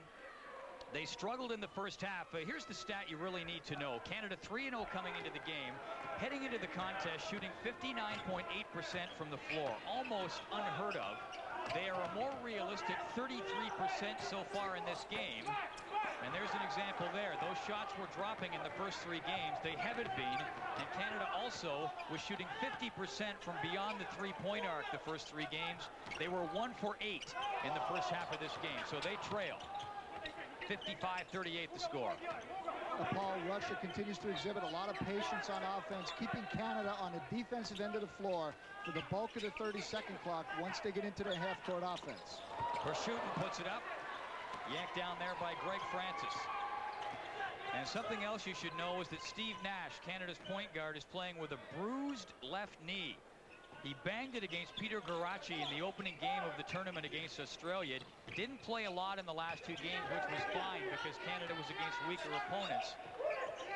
But he seems to be struggling with that in this one. He didn't see as much court time as you would have expected in the first half, Brian. Well, that was just probably wise game management. At the time Steve was on the bench, Jay Triano had an opportunity to substitute freely. He normally does that around the 10-minute mark anyway. And Steve has been up and down the court at full speed. The question, whenever you get a bone-on-bone, you get a little bruise in the leg or the knee, the question is, how's your defense going to hold up? So that's a question we'll have to observe as the half rolls on. Nash goes baseline. Dishes off. Ball goes up from Francis off the iron. And Canada just not getting those outside shots that they were getting back in the first 3 games. And the fact that Greg Francis is in the game is testimony to that. He is a shooting specialist. Normally doesn't get time at this stage of the ball game. But Jay Triano deep in his bench looking for somebody to get hot from the three-point arc. Verschutten working it across for Fedosov. 8 seconds in the shot clock. He backs into the high post now trying to drive. And that's the offensive foul against Fedosov. So Canada will take over. 14:40 to go, second half. And Canada trailing in this game 55-38. Canada 3-0 in the tournament. Now the last time a Canadian team played this well, you would really have to go back to the Berlin Olympics in 1936 when Canada went 4-0. Then they ended up meeting the Americans for the gold medal, and they lost that game. They finished 4-1. And here you see Karolenko, the sensational young Russian player down inside, operating. Then the pass goes inside to Morganov. The whole Russian front court has really made contribution in the first half. Just to give you an idea, Brian, of how the game has evolved since Canada met the USA for that gold medal back in 1936. Wonder how many points the U.S. put on the board to win the gold. Take a guess. 53. 19 points. That's in the back pocket of any one of the U.S. guards, or Steve Nash for that matter. You know, when you look back at success at the Olympics, though, you cannot overlook Jack Donahue's team in 1976 at the Montreal Olympics. Wound up losing in the semifinals, finishing 4th, just 1 place out of the medals. And at that time, that was a terrific result. Really set the stage for and the platform and the base for the men's national team program over the last 24 years. No, they've had a couple of 4th place finishes, but no medal in basketball since 1936. And just to give you an idea of how long ago that was, I mean, none of these players were, of course, born, and chances are the majority of their fathers were not even born. It's a long time ago. Verschutten puts it up. He hits number 10, Yevgeny Verschutten.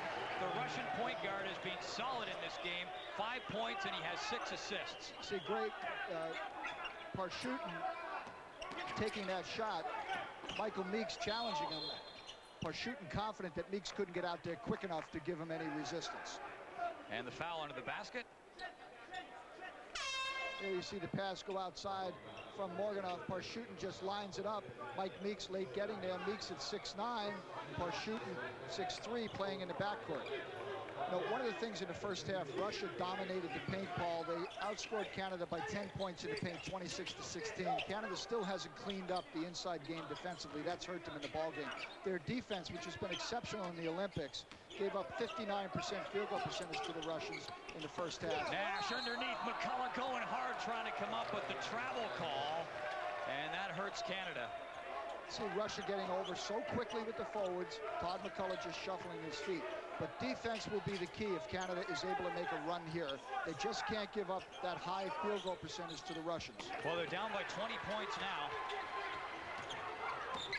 The largest deficit staring Canada in the face in this tournament. Nash hits there, 3 points. 13-14 to go in the second half. Our coverage of Sydney 2000 continues after this.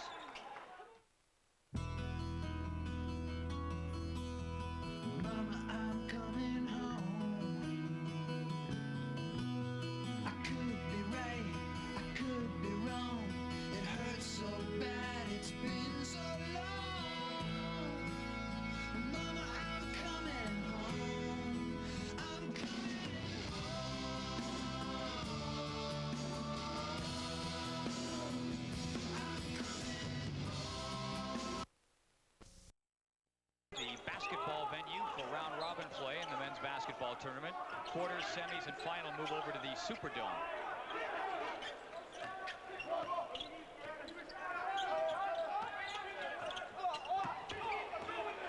And Canada breaking back down. Francis comes in. It's a good outside shooter, but works it inside for Newton, and he goes down heavily. Greg Newton hustling down the court, exploding down the paint. Greg Francis finds him for the pass, winds up getting fouled. Here's the inside touch. Swimming coming up. Steve and Byron standing by at the pool. In about a minute and a half, we will take you there live. The women's 50-meter freestyle final. We'll have it for you. Olympic Park is just jam-packed. 110,000 into the stadium for track and field. The swimming venue is full. Basketball, just a great, great Saturday. Nash puts it up for three and gets the rim. Not a great Saturday for Canada, looking at their first loss if they can't turn things around in the last 12 minutes here against Russia. Chikelkin around the perimeter. Parshutin takes it back. Yevgeny Parshutin. You see the time spent with the basketball, down 7 seconds on the shot clock. Chikelkin for Parshutin, 4 seconds on the clock. The shot goes up, and Canada manages to hold. Sherman Hamilton breaking back down. Canada trailing by 17 points, and they need to get a run going. No kidding. Nash gets it in for Newton, and he's fouled.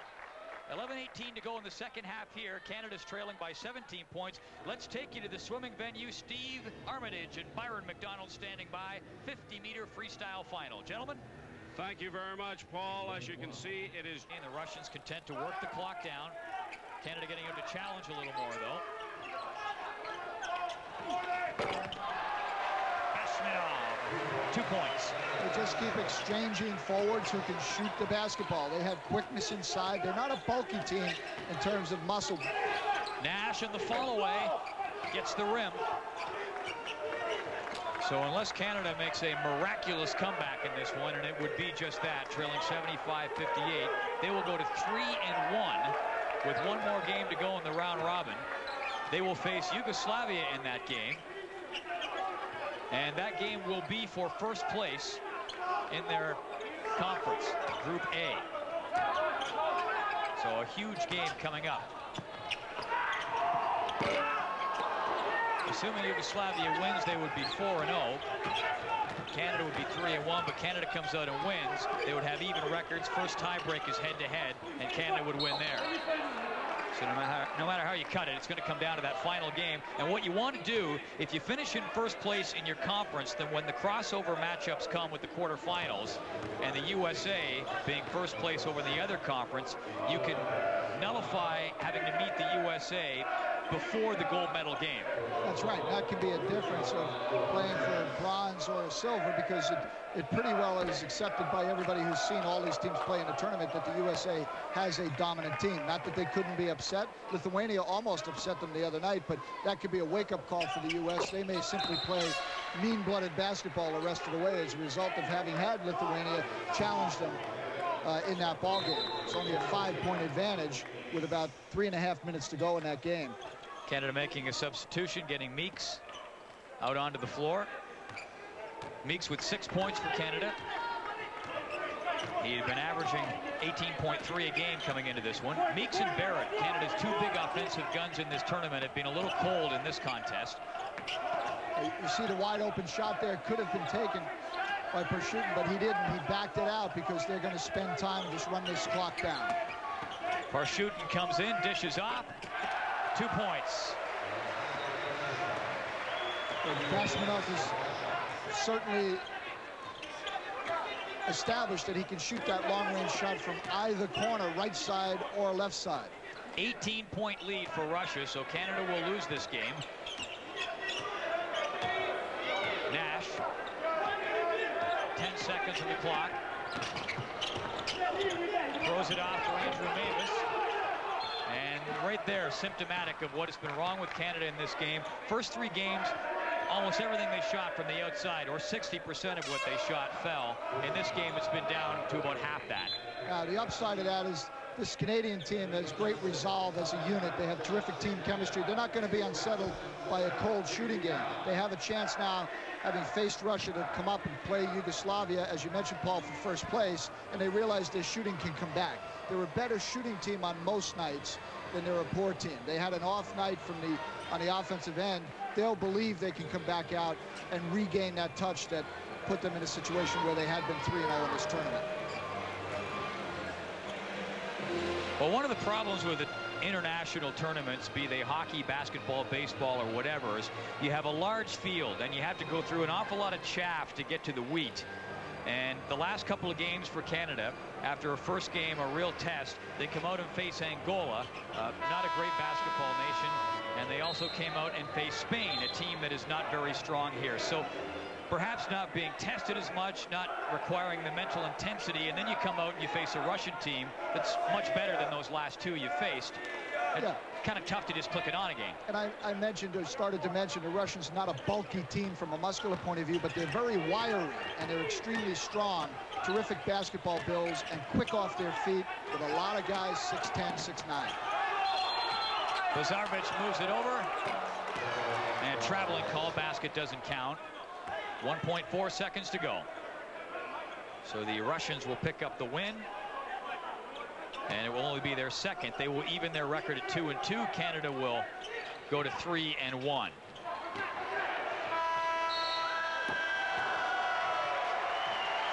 So 77-59, the final, Russia against Canada. And Canada's next game will be on Monday against Yugoslavia when they round out round-robin play at this basketball tournament. Here again is Brian Williams. Thank you very much, Paul. Let's go live to the Aquatic Center. Steve Armitage in the newspaper. Parchutin drives in, up off the glass. Nash is playing well, but Yevgeny Parchutin, the Russian point guard, matching him so far. Well, Parchutin's demonstrated an ability, Paul, to get to the basket off the bounce. And Steve's having a hard time getting over the screen, and Parchutin's a little bit of an unorthodox player. Barrett for 3 off the rim. He'll take shots off the wrong foot, and sometimes that throws you off defensively, engaging when he's going to release the basketball. Evliev back out for Yevgeny Parchutin.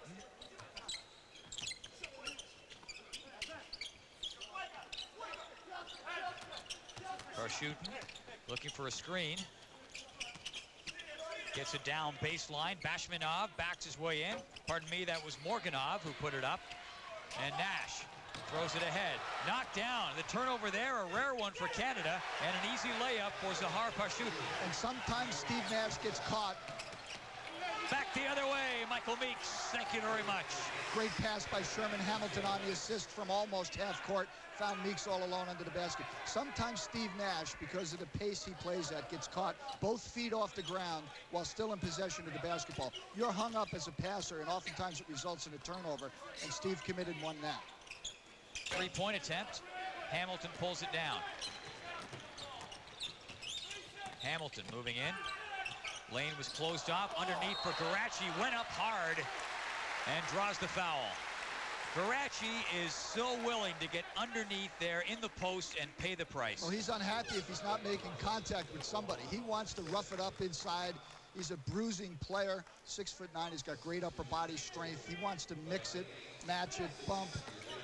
He's a hard worker, and they look for him inside. When the guards penetrate, if Garachi's man leaves him for an instant, he has good hands. He can catch the basketball.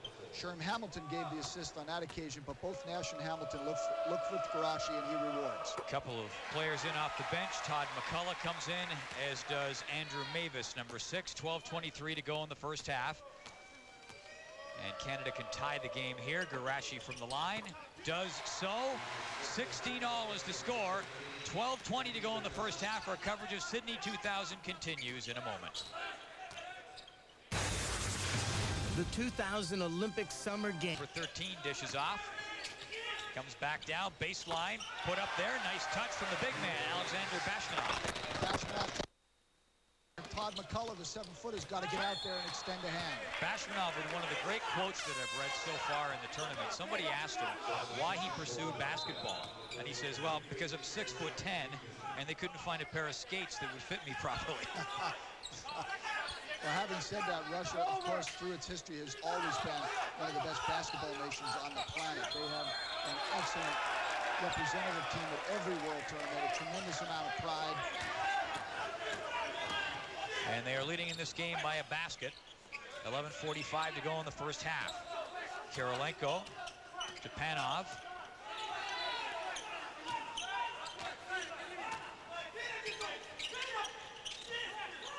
Ball lob back. Bashmanov works it up.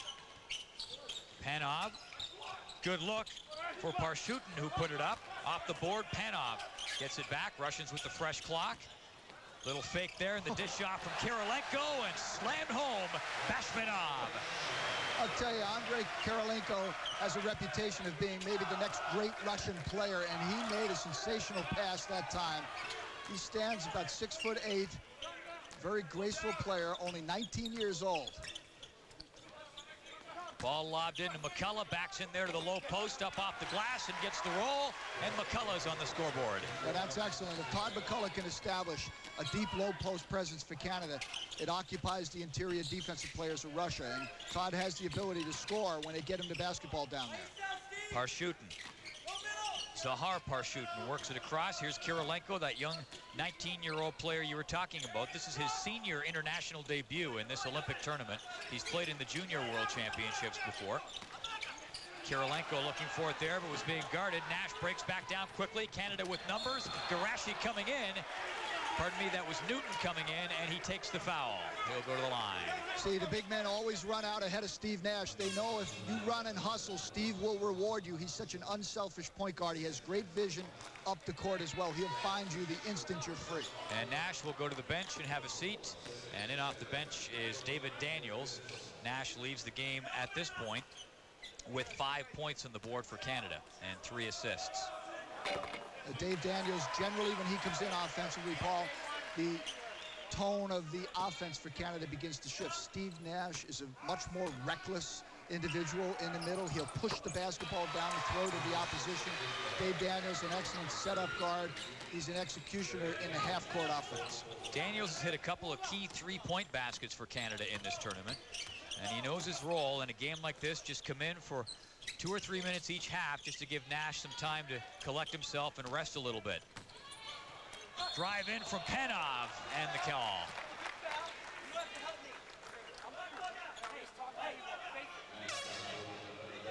Panov go to the goal right here. Todd McCullough comes over the back. And another look at this from a different angle.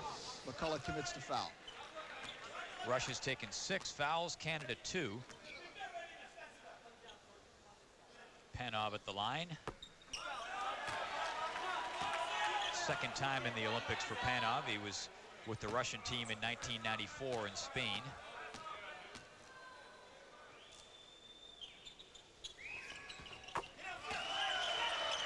This is an important part of the first half, about the 10-minute mark. All of the starters for Canada are currently on the bench. Jay Triano has an awful lot of respect and confidence in the players to back up the starters. They've played as a unit a lot in this tournament. Some of the scores have opened up, and they've gotten good playing time. Now's the time when that has to pay off for Canada. Here's Newton backing in there to the low post, tried to put it up. He was rejected, and the foul call. Andrei Fedosov got off his feet very quickly in that situation. Here's Newton. He goes 6'10". Here comes Fedosov, and he blocks that shot on its way up. Daniels takes the foul. And Russia with the ball. That was Daniels' first foul. Russia with a 1-point lead. Yevgeny Parshutin. Off to Fedosov. He'll drive in. Oh, baby, what a drive by Andrei Fedosov. He is a quick player down inside. Greg Newton's got to ratchet his defensive intensity up. And that was a hello as he pounded it down. 3-point lead for Russia. McCullough comes in, up after his own rebound, bumps it off the glass. Newton after it, a little volleyball, and the ball knocked out. A good hustle by Canada inside. McCullough and Newton trying to keep that ball alive. Eventually, Andrew Mavis takes it. Look at Fedosov come in, up and over. He just got the quick first step from the perimeter on Greg Newton. Now, Newton's going to have to defend him, obviously, on the perimeter. If he strays away and tries to get inside to help out, Fedosov will be problematic when Russia puts the ball in his hands. Panov throws it out and turns the ball over. Daniels back down for Canada. Daniels is the shortest player in the tournament at 5'10". Here's McCullough. Dishes off, Swords. Over for Mavis to Daniels.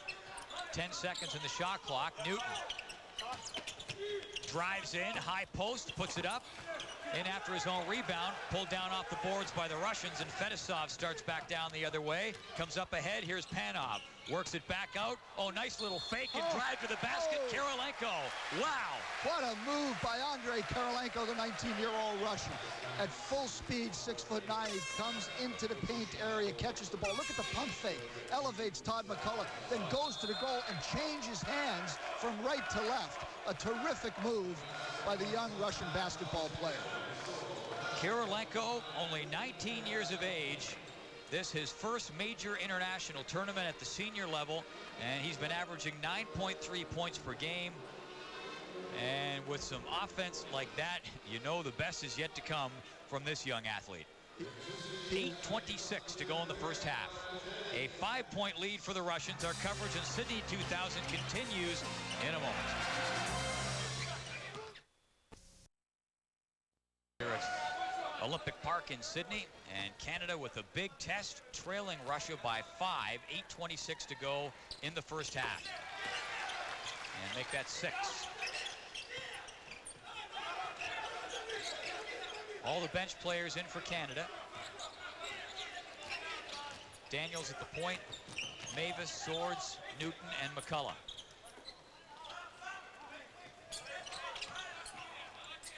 And Mavis down for Swords. Trying to cut through. Back out for Daniels to Mavis. 3-point attempt goes up. Doesn't fall. Parshutin throws it ahead. Chikelkin dishing off. And the foul call. It will go against Canada. Right now with this group in the ballgame, Paul, Russia's getting the better of the matchups. They're just a little bigger at some positions. You see David Daniels matched up against Panov in that situation, giving up a lot of size, had to reach around and committed the foul. And they're also a bit quicker at these forward positions. So Jay Triano has to keep an eye on the scoreboard. Since this unit has been in together, Canada's lost 6 points on the scoreboard. Now they're capable of playing better and shooting better, but they've got to get it going right now. Why wouldn't you get Nash back in? Well, you want to give Steve a little bit of breathing time, and also when you have confidence in your players, as Jay Triano does, and he puts a unit in, if they lose to a couple to 3 baskets. McCullough set up nicely by Newton. You don't immediately go back to the bench and get the starters in. That shows all of a sudden that you may have lost confidence in the players. Oh, trying to drive. Fedosov going hard, and standing in there to take it was Newton, although I think he gave more than he took on that occasion. Daniels back down. Knifes it under there for McCullough, off the glass. 2 points for Canada. They pulled to within 2, And a timeout called by Russia. And that's a point well made about sticking with your unit. This unit has played well through the tournament. They've come right back. They had a 6-point deficit from 2020 to 26-20, and they come right back with 2 quick hoops, and now it's a 2-point ball game. Nice pass by Daniels inside. Look at McCullough. Nice soft touch. He led the NCAA in field goal percentage when he played at the University of Washington, and you can see why. The big guy takes the easy shots close to the baskets, but he has a velvet touch around the glass. And a couple of Canada's big shooters in this tournament coming into this game. Michael Meeks so far held to just 2 points, and Rowan Barrett has yet to hit a basket in this game. They have been phenomenal coming in. Barrett averaging 19 points per game and Meeks 18.3. And key in those scoring stats, Rowan Barrett has shot at a clip of 57.6% from the field. Tremendous field goal percentage for somebody outside. Mike Meeks, 76%. That's right, 76%. 3 of every 4 shots he's taken in this Olympic tournament have gone in.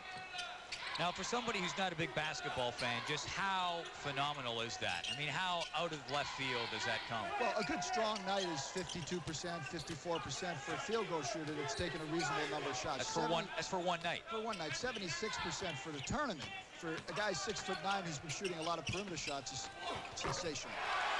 Speaking of perimeter shots, Fedosov hits one there. 3 points. Well, the Russians are presenting a big problem for Canada because their forwards, Fedosov, Kirilenko, have been exceptional outside. They're making the move. Newton hangs in there. Good little move and puts it up off the glass. When Canada has challenged those Russian forwards, then they've been able, with their quickness, to get to the basket. So they've established a good outside-inside game, always the toughest to defend down in the front court. Parshutin. Chikelkin tried to put it up, and the foul call. See Sean Swords there. Pass over to the weak side, Andrei Fedosov. Showing a nice touch on the basketball that he has. He stands 6'10". Swords taking the foul there. And another baseline drive there, trying to put it up was Fedosov. 6'10" veteran is showing no hesitation to drive to the basket. He's had a couple of baseline drives like this. And he's beaten, once again, down on the baseline. Took Newton to the baseline and then drew McCullough over. McCullough picks the foul up, so. And McCullough leaves. Peter Garashi comes back in. McCullough with 2 fouls, 6:02 still to go in the first half. And Fedosov is at the free throw line.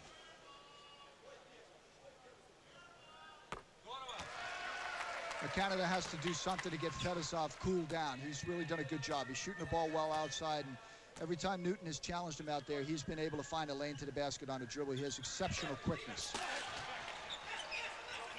See the artwork on his upper arm there. That is some album artwork from his favorite Russian band. It's a heavy metal band. Has it on there as a tribute to them.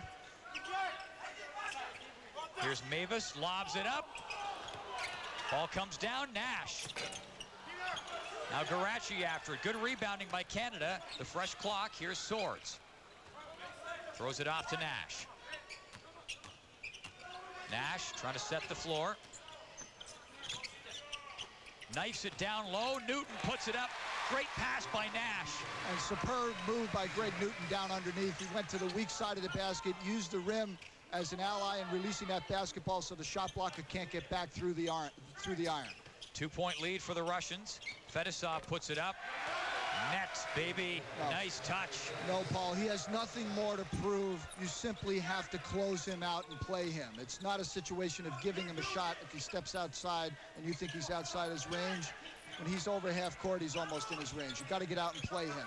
He's been killing Canada offensively. 5-point lead for Russia. Swords hands off there to Garachi. This is Andrew Mavis with it to Nash. And Nash drives in. The lane gets closed off. Back out. A good look as the ball was put up there by Swords, but it didn't fall. Russia back down quickly. Parshutin dishing off. Chikelkin puts it up. And batted out of bounds. And it is going to be a Russian ball, much to the chagrin of Andrew Mavis. Sometimes when you run into a dry spot in a basketball game, not only do you find a lid on the basket, but the little things get away from you as well. You get a close call, and it winds up going off your opposition, or going off you, and the opposition gets the ball, and then you got to reestablish defense. Right now, the momentum and tempo of this game has been all Russian. And the foul call away from the ball. Unsportsmanlike to call. Well, you see right here, the ball gets away. Shikalkin called for the foul on Sean Swords.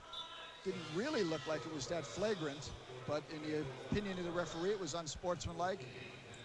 Felt he reached out and purposely tried to pull Swords to the ground. He missed him, didn't quite get all his hand on him. So 2 shots.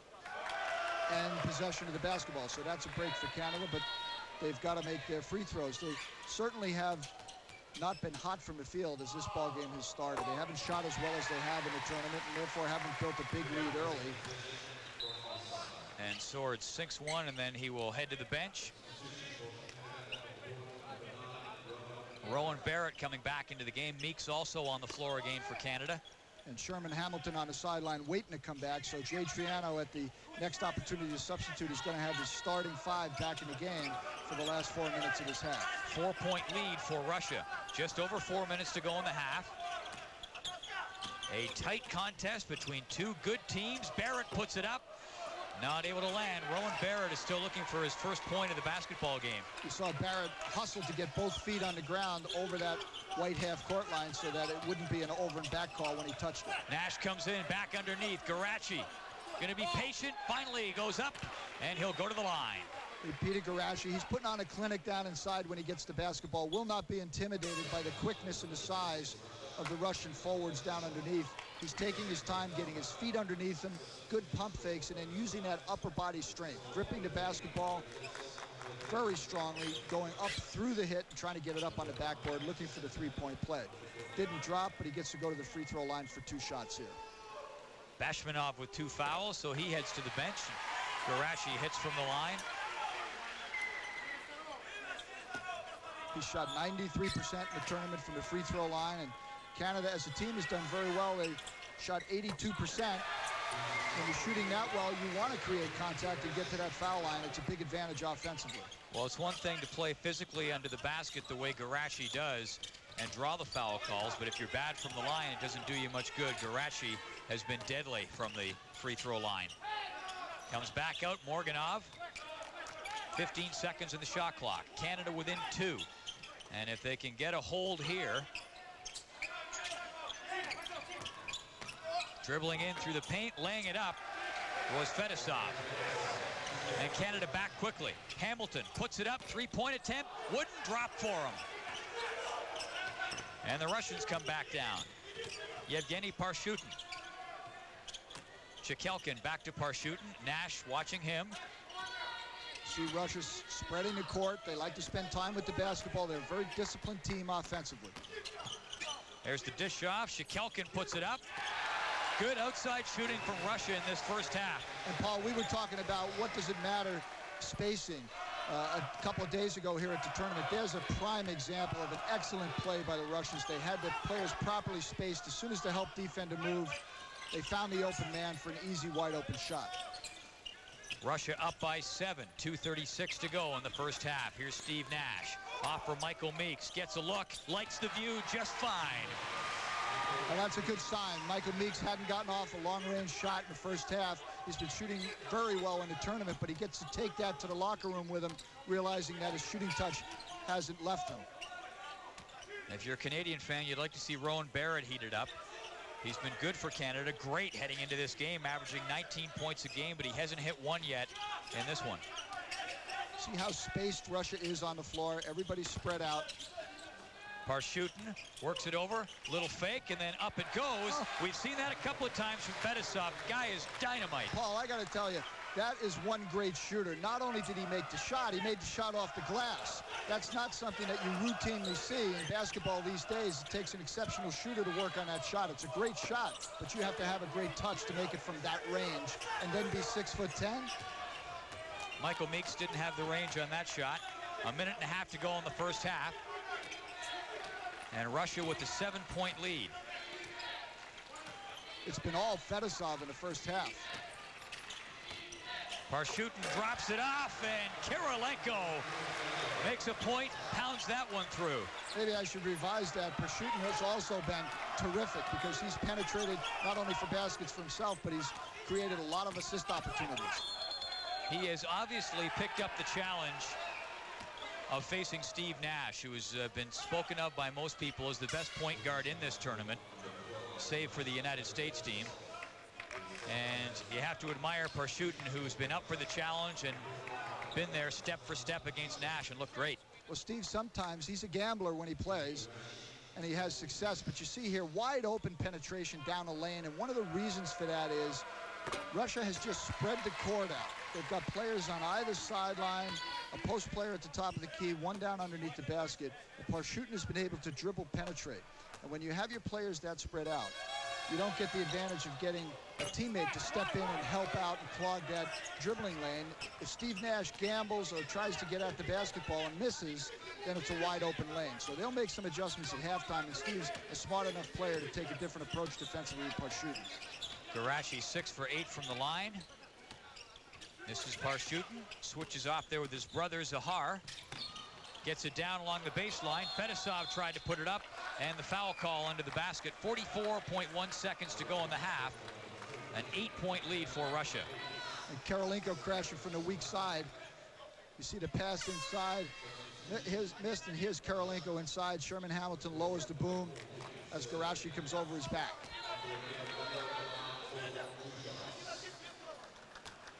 Foul against Canada. And it is Kirilenko there at the line. He has 5 points. One of the things you look for in basketball, Paul, is offensive efficiency. And what that means is you want to have a high number of points scored per possession with the basketball. And Russia has been extremely efficient on offense in the first half.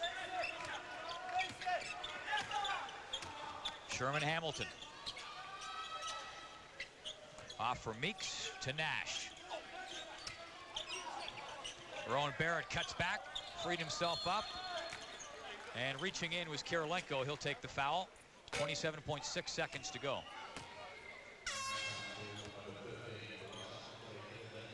See Kirilenko here reaching in, trying to strip Rowan Barrett, but gets called for the foul as he gets part of his forearm.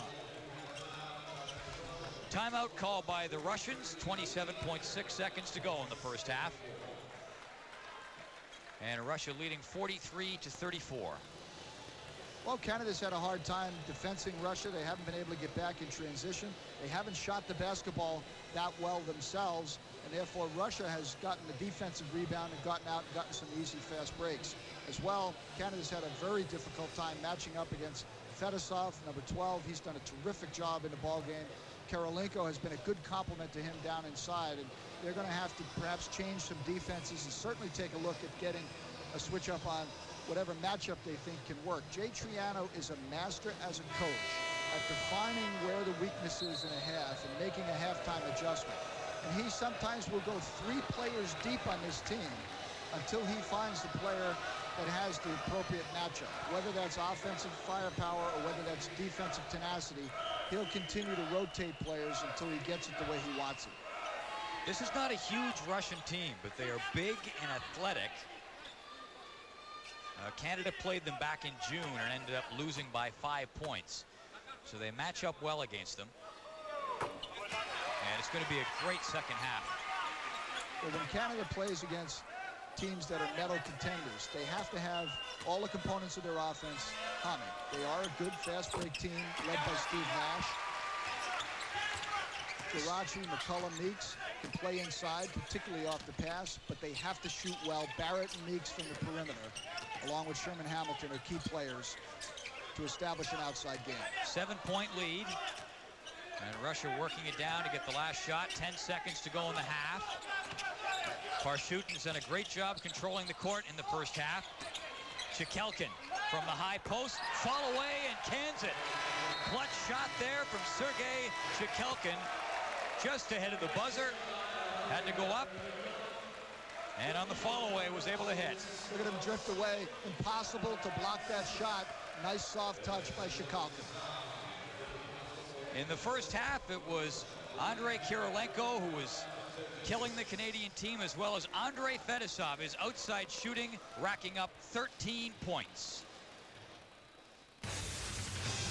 Closed captioning for the 2000 Olympic Summer Games on TSN from Sydney, Australia. Brought to you by Michelin, makers of the Alpine Tire family, Michelin Arctic, 4x4, and Pilot Alpine. They'll get you anywhere in winter.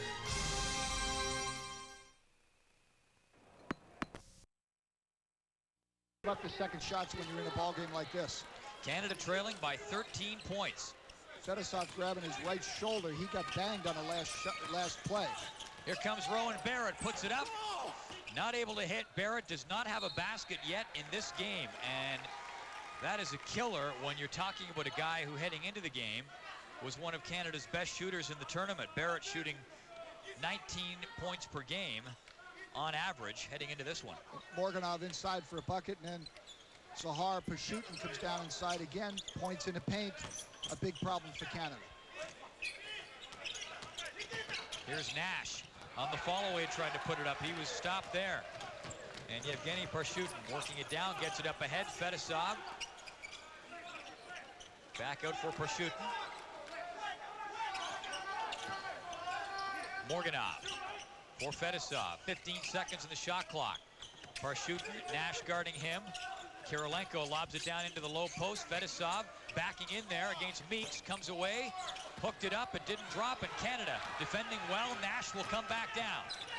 Nash works it across. Nice little fake there. The drive in from Hamilton, and he goes down heavily. And the foul call.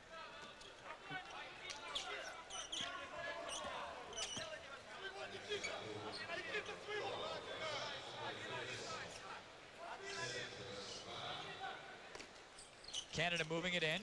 Ball comes back to Meeks, and here's Nash. Garachi strong on the boards in the first half for the Canadian team. Barrett trying to pick up, and the Russians again controlling in the fast break. Pashutin comes in, dishes back. How do you like that? Everybody getting in on the action from Russia, accelerating into the transition game. Again, Andrei Kirilenko, the 19-year-old, number 13 on the Russian squad, stripping the ball away from Rowan Barrett. Now, you have to note, Kirilenko is 6'9". He has long arms. Barrett puts it up. Gets the rim. 15-point lead for Russia. Well, Canada's in trouble now because Russia has played extremely well, very efficient offensively, so the tempo and pace of this game has to shift. Canada is going to have to do something defensively to turn around the momentum. 10 seconds in the shot clock.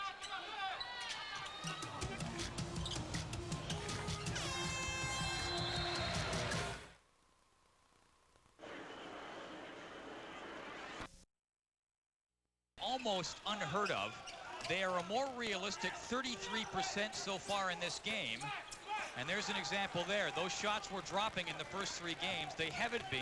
And Canada also was shooting 50% from beyond the three-point arc the first 3 games. They were 1 for 8 in the first half of this game. So they trail.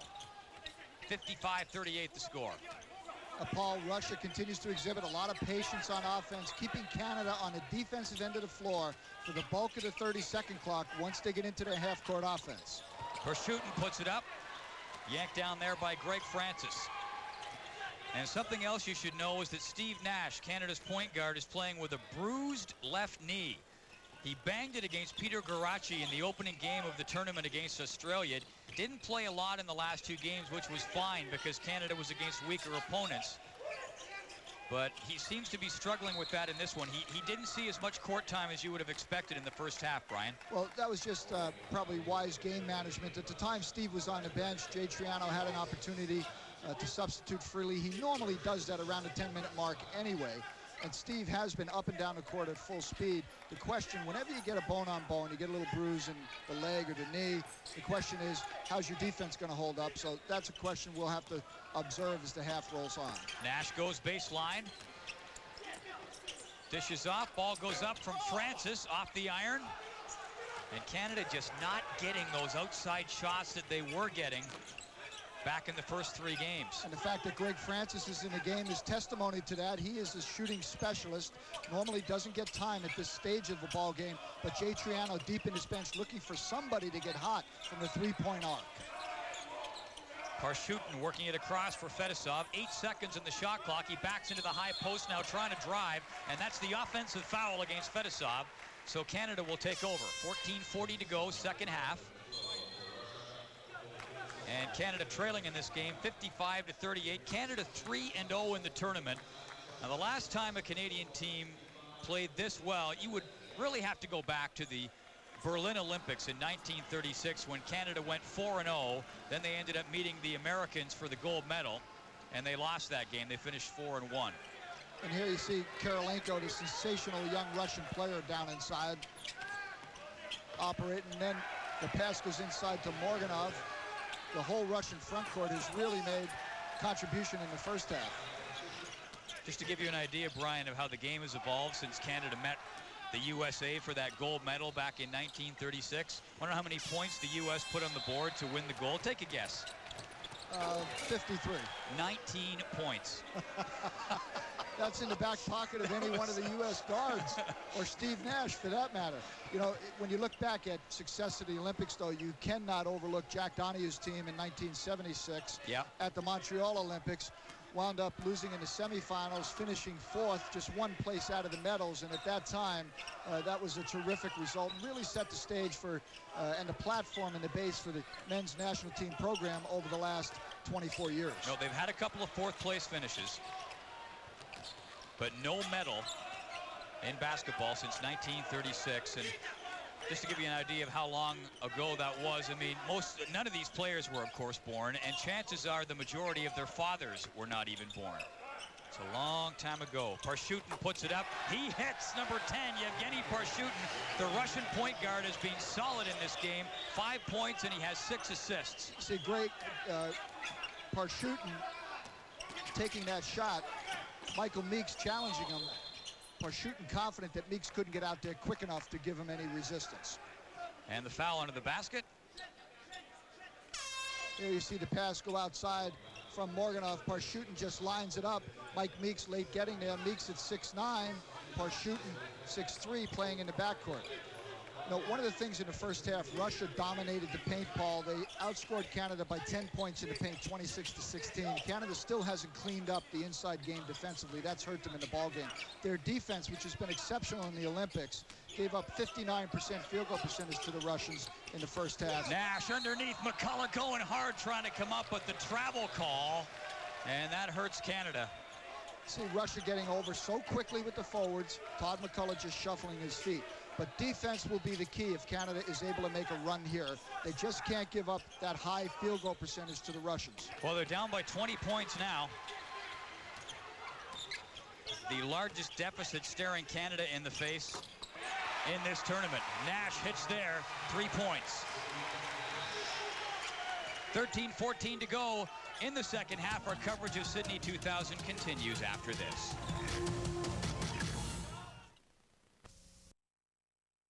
Against Canada. And Canada changing their defense to a zone on the last several possessions and falling back into a zone.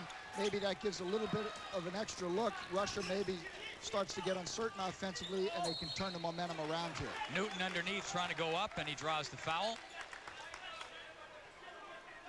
See Sherman Hamilton here makes the pass down inside to Steve Nash. There hasn't been enough of that in the first half. Steve Nash has to participate to a greater extent in the offense if Canada is to make a run back here.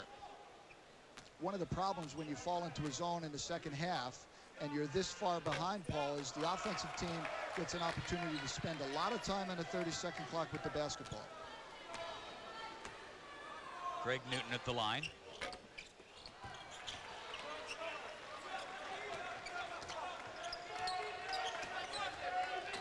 .35 to go in the second half. Here inside the Dome, the basketball venue for round-robin play in the men's basketball tournament.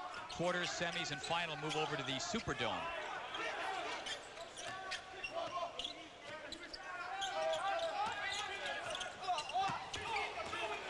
And Canada breaking back down. Francis comes in. It's a good outside shooter, but works it inside for Newton, and he goes down heavily. Greg Newton hustling down the court, exploding down the paint. Greg Francis finds him for the pass, winds up getting fouled. Here's the inside touch. Swimming coming up. Steve and Byron standing by at the pool.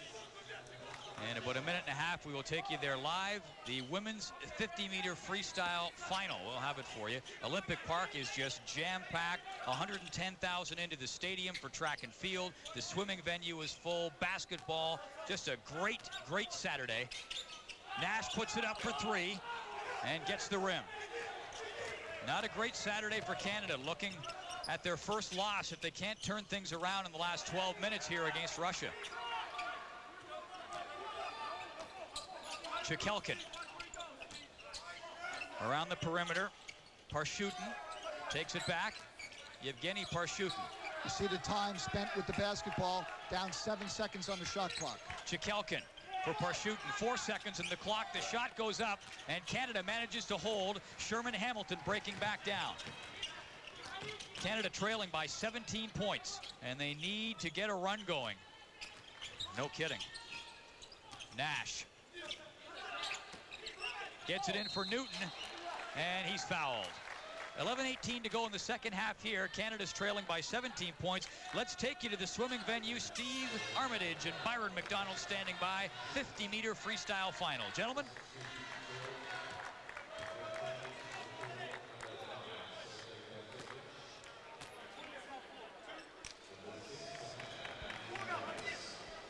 Newton's been very effective in the second half. He's really hustling on defense. He's getting up and down the floor very well and presenting himself as a pass receiver in a transition game, and that's resulted in an opportunity to draw some contact inside and put himself on the foul line.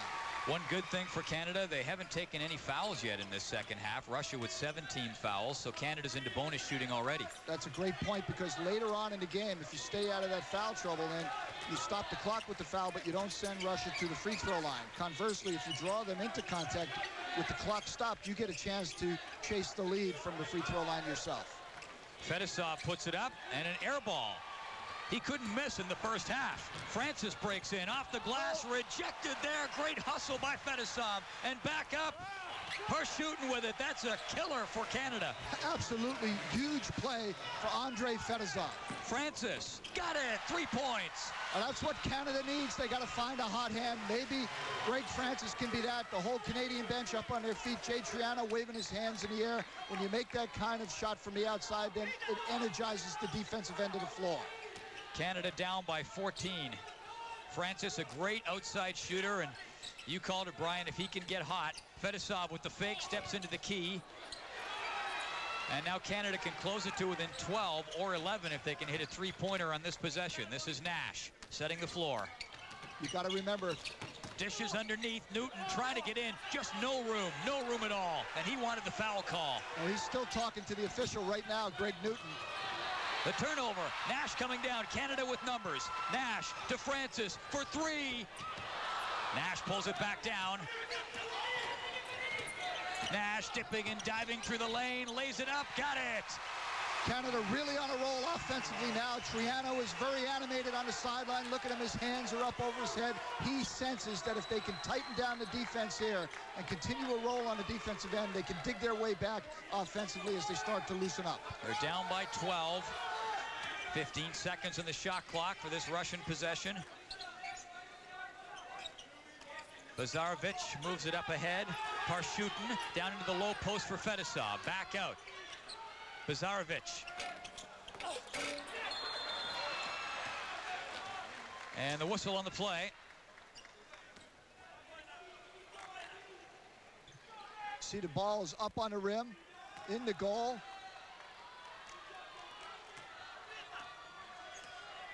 Canada with possession. Here's Nash. I thought maybe it would be a goaltend call. Nash charges, basket counts, and he'll go to the line. Steve Nash, you can never count him out of a basketball game. He's had a hard time getting on a roll in the first half, but he's starting to pick the Russian defense apart here in the second half, and he's capable of doing that. When Steve Nash gets on a roll, it simply ignites the confidence of all of his teammates. You see Jay Triano on the sideline. He knows his point guard is about ready to take this basketball game over. Nash with 12 points, Canada trailing by 10.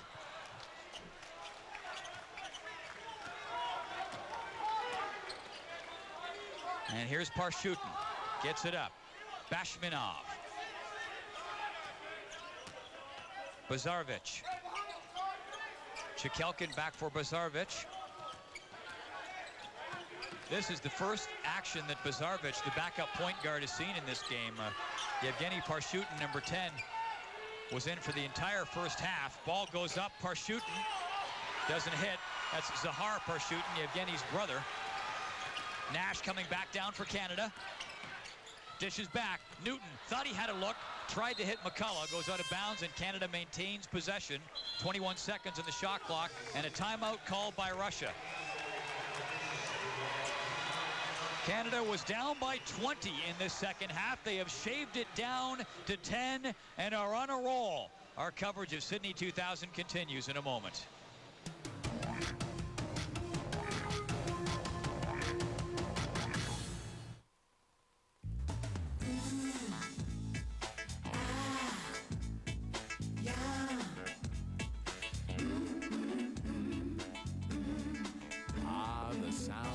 Chalet and the new dishes we call savory favorites. Beef up stir fry, penne fiesta, fireside chili, and a savory southern bake. For lunch or dinner, it's Swiss Chalet. Trade.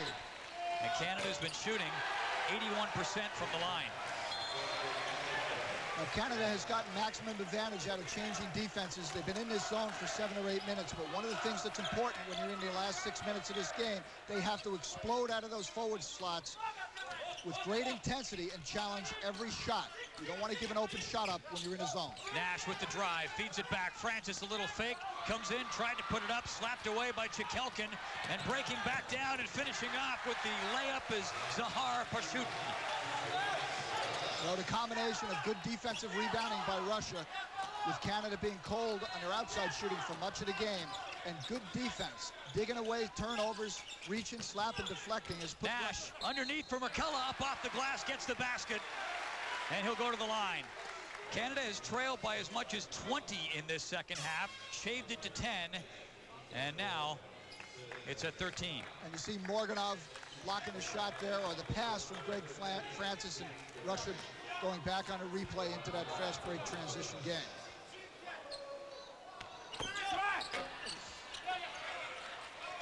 That hurts when you can't capitalize from the line. 13-point lead for Russia.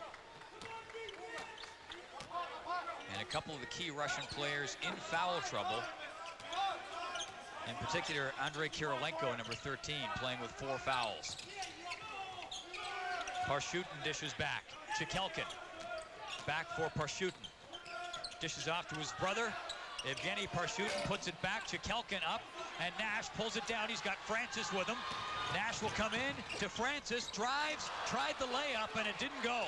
Poor finish. Greg Francis just didn't get far enough on the other side of the rim to get a clean bank shot on that fast break. Yevgeny Parshutin, 20 seconds in the shot clock, 4:27 to go second half. Canada trailing by 13. Now you see Russia's going to use the clock. They're going to milk every second off the clock. Being in foul trouble, they do not want to be on the defensive end of the floor, and with the lead, they can spend time with the ball. Morganov puts it up, didn't find the basket, and Canada controlling. Nash coming down. Back for Andrew Mavis. Thought he had a look there, but hands off to Nash. And Canada, a tired basketball team right now, standing and walking through their offense, not cutting hard. Francis, big three-point attempt, didn't fall. And it comes back up. Morganov moving in, and he draws the foul call.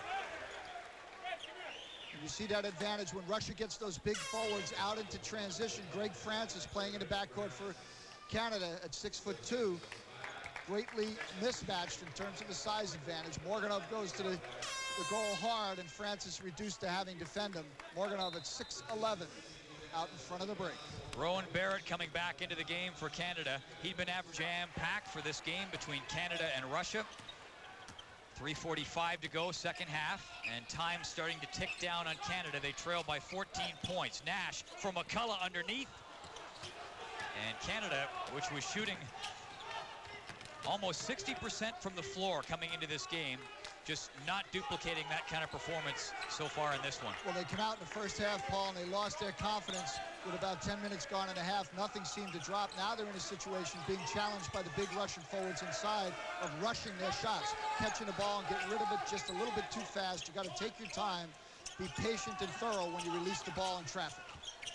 Follow-away put up there by Chikelkin. A little volleyball going on, and the Russians come down with it. Yevgeny Parshutin, number 10, will set the floor. Under 3 minutes to go. See the frustration on Canada. They're sitting back still in their zone defense. They're going to have to come out of that because they have to challenge Russia if they're going to generate a turnover. Russia now backing out. They're quite content to spend the entire shot clock with the basketball possession. Yeah, 10 seconds on the clock, and they finally get a shot, and it's a good one. Nikita Morganov, 3 points. And if it's not the guards, it's the forwards. They've had an exceptional game in terms of offensive balance. They've scored in transition, against the zone, and man-to-man. Nothing has worked. McCullough underneath gets the basket. Canada trailing by 15. They had gotten as close as 10 and have trailed by as much as 20 in this second half. Zahar Parshutin back to his brother Yevgeny. Yevgeny over to Zahar. Chikelkin. And again, the Russians content to work the clock down. Canada getting out to challenge a little more, though. Bashmanov, 2 points. They just keep exchanging forwards who can shoot the basketball. They have quickness inside. They're not a bulky team in terms of muscle. Nash in the follow-away gets the rim. So unless Canada makes a miraculous comeback in this one, and it would be just that, trailing 75-58, they will go to 3-1 with one more game to go in the round robin. They will face Yugoslavia in that game, and that game will be for first place in their conference, Group A. So a huge game coming up. Assuming Yugoslavia wins, they would be 4-0. Canada would be 3-1, but Canada comes out and wins. They would have even records. First tiebreak is head-to-head, and Canada would win there. So no matter how you cut it, it's going to come down to that final game. And what you want to do, if you finish in first place in your conference, then when the crossover matchups come with the quarterfinals, and the USA being first place over in the other conference, you can nullify having to meet the USA before the gold medal game. That's right. That can be a difference of playing for a bronze or a silver, because it pretty well is accepted by everybody who's seen all these teams play in the tournament that the USA has a dominant team. Not that they couldn't be upset. Lithuania almost upset them the other night, but that could be a wake-up call for the U.S. They may simply play mean-blooded basketball the rest of the way as a result of having had Lithuania challenge them in that ball game. It's only a 5-point advantage with about 3.5 minutes to go in that game. Canada making a substitution, getting Meeks out onto the floor. Meeks with 6 points for Canada. He had been averaging 18.3 a game coming into this one. Meeks and Barrett, Canada's two big offensive guns in this tournament, have been a little cold in this contest. You see the wide open shot there could have been taken by Parshutin, but he didn't. He backed it out because they're going to spend time and just run this clock down. Parshutin comes in, dishes off. 2 points. Bashmanov is certainly established that he can shoot that long-range shot from either corner, right side or left side. 18-point lead for Russia, so Canada will lose this game. Nash, 10 seconds on the clock. Throws it off for Andrew Mavis. And right there, symptomatic of what has been wrong with Canada in this game. First 3 games, almost everything they shot from the outside, or 60% of what they shot, fell. In this game, it's been down to about half that. Now, the upside of that is this Canadian team has great resolve as a unit. They have terrific team chemistry. They're not going to be unsettled by a cold shooting game. They have a chance now, having faced Russia, to come up and play Yugoslavia, as you mentioned, Paul, for first place, and they realize their shooting can come back. They're a better shooting team on most nights than they're a poor team. They had an off night on the offensive end. They'll believe they can come back out and regain that touch that put them in a situation where they had been 3-0 in this tournament. Well, one of the problems with the international tournaments, be they hockey, basketball, baseball, or whatever, is you have a large field and you have to go through an awful lot of chaff to get to the wheat. And the last couple of games for Canada, after a first game, a real test, they come out and face Angola, not a great basketball nation, and they also came out and faced Spain, a team that is not very strong here. So perhaps not being tested as much, not requiring the mental intensity, and then you come out and you face a Russian team that's much better than those last two you faced.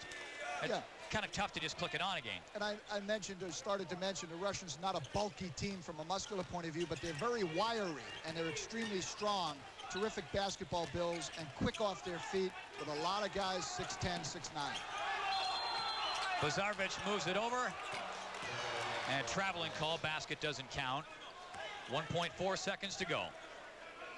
So the Russians will pick up the win, and it will only be their second. They will even their record at 2-2. Canada will go to 3-1.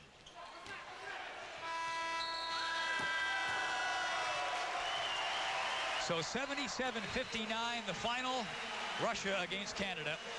And Canada's next game will be on Monday against Yugoslavia when they round out round-robin play at this basketball tournament. Here again is Brian Williams.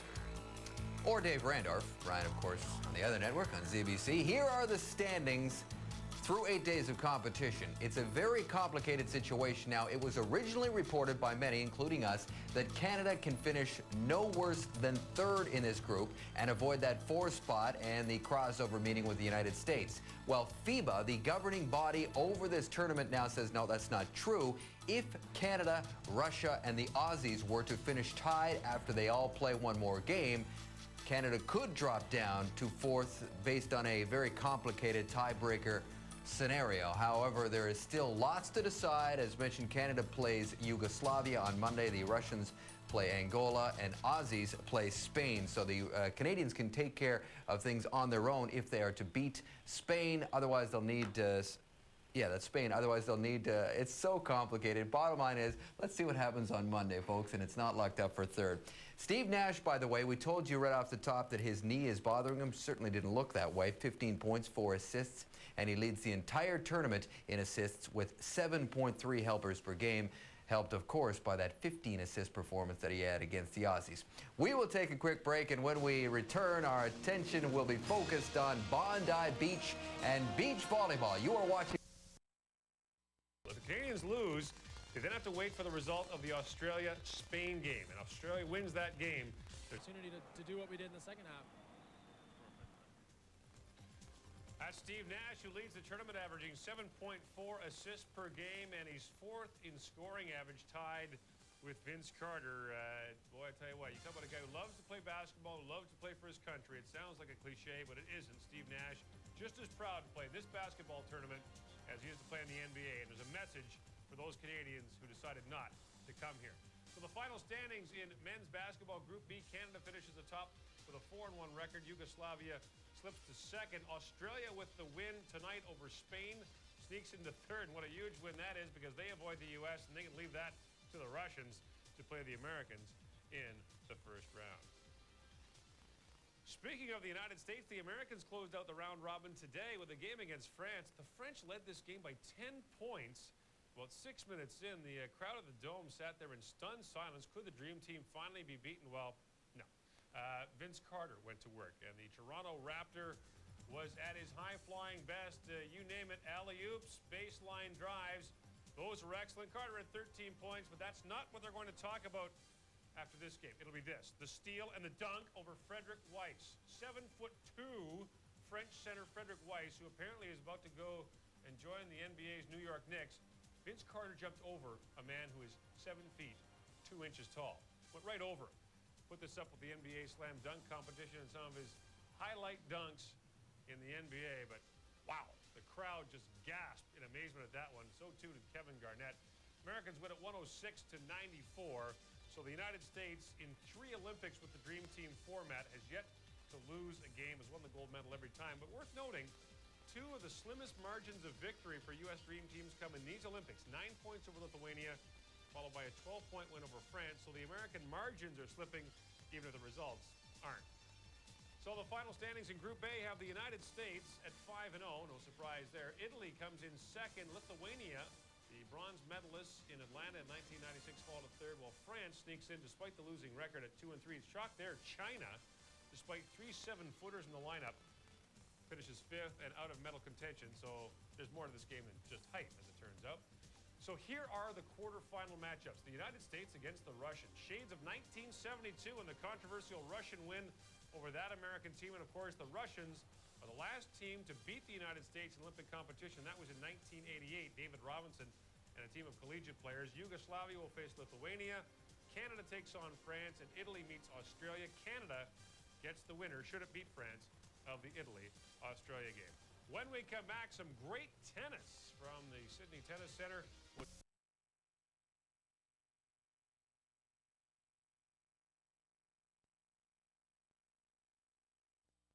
There goes the opportunity to keep the ball alive. You keep it alive on the glass, you can go back up and get control of it. That's what Mike Meeks did and sent it home for 2 points. What you like about Canada so far, and it's very early, 2 of the guys who we talked about off the top, Brian, Rowan Barrett and Mike Meeks, who were so great in the first 3 games for Canada, cooled off in the 4th. So far showing that they're on their game tonight, both hitting baskets on their first individual possessions. Well, defense is going to be key, and it is in any big game. Nash to Hamilton. Interior defense is going to be really a key point. Garashi and Meeks have to do a job defensively, shutting down the Yugoslav forwards. Hamilton dishing off to Meeks. 8 seconds in the shot clock. Rowan Barrett takes a look up. That's a long way to put it. He's well outside of the 3-point arc trying to drive, and he ends up kicking the ball out of bounds. You see him at offensive series. Jay Triano, the Canadian coach, stands up. Here's inside. Mike Meeks gets the second shot on the offensive boards. Triano encouraging his team, giving a little hand clap. He wants them to play deep into the 30-second clock. He wants this game in the 60s, which means not a lot of early shots unless it's transition or a wide-open shot. Danilovic back for Bodiroga.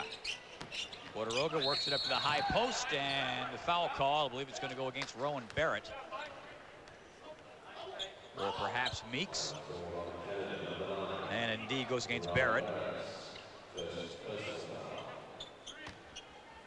17-16 to go in the first half. Yugoslavia, the defending world champions. They won the world championship in '98. And Canada looking for what would be its greatest victory ever in men's Olympic basketball. Hamilton works it down into the low post. Trying to get a look was Meeks, and the ball goes out of bounds. Yugoslavia is big on the inside. Canada right now rushing their shots down on the inside a little bit. Here's Danilovic. He misses this shot. Now look at Tarlic. He comes back inside. The ball's sitting on the rim. In international basketball, you can go up and get the basketball when it's inside the imaginary cylinder or sitting on the rim. You can take it away or knock it back in on the offense. If you do that in the NBA, it's goaltending. Meeks battles his way in, comes up. Garachi on the glass. That's rejected. And the whistle on the play. It'll be a foul call. And it will go against Yugoslavia. 16:49 to go in the first half. 6-4, Yugoslavia leading.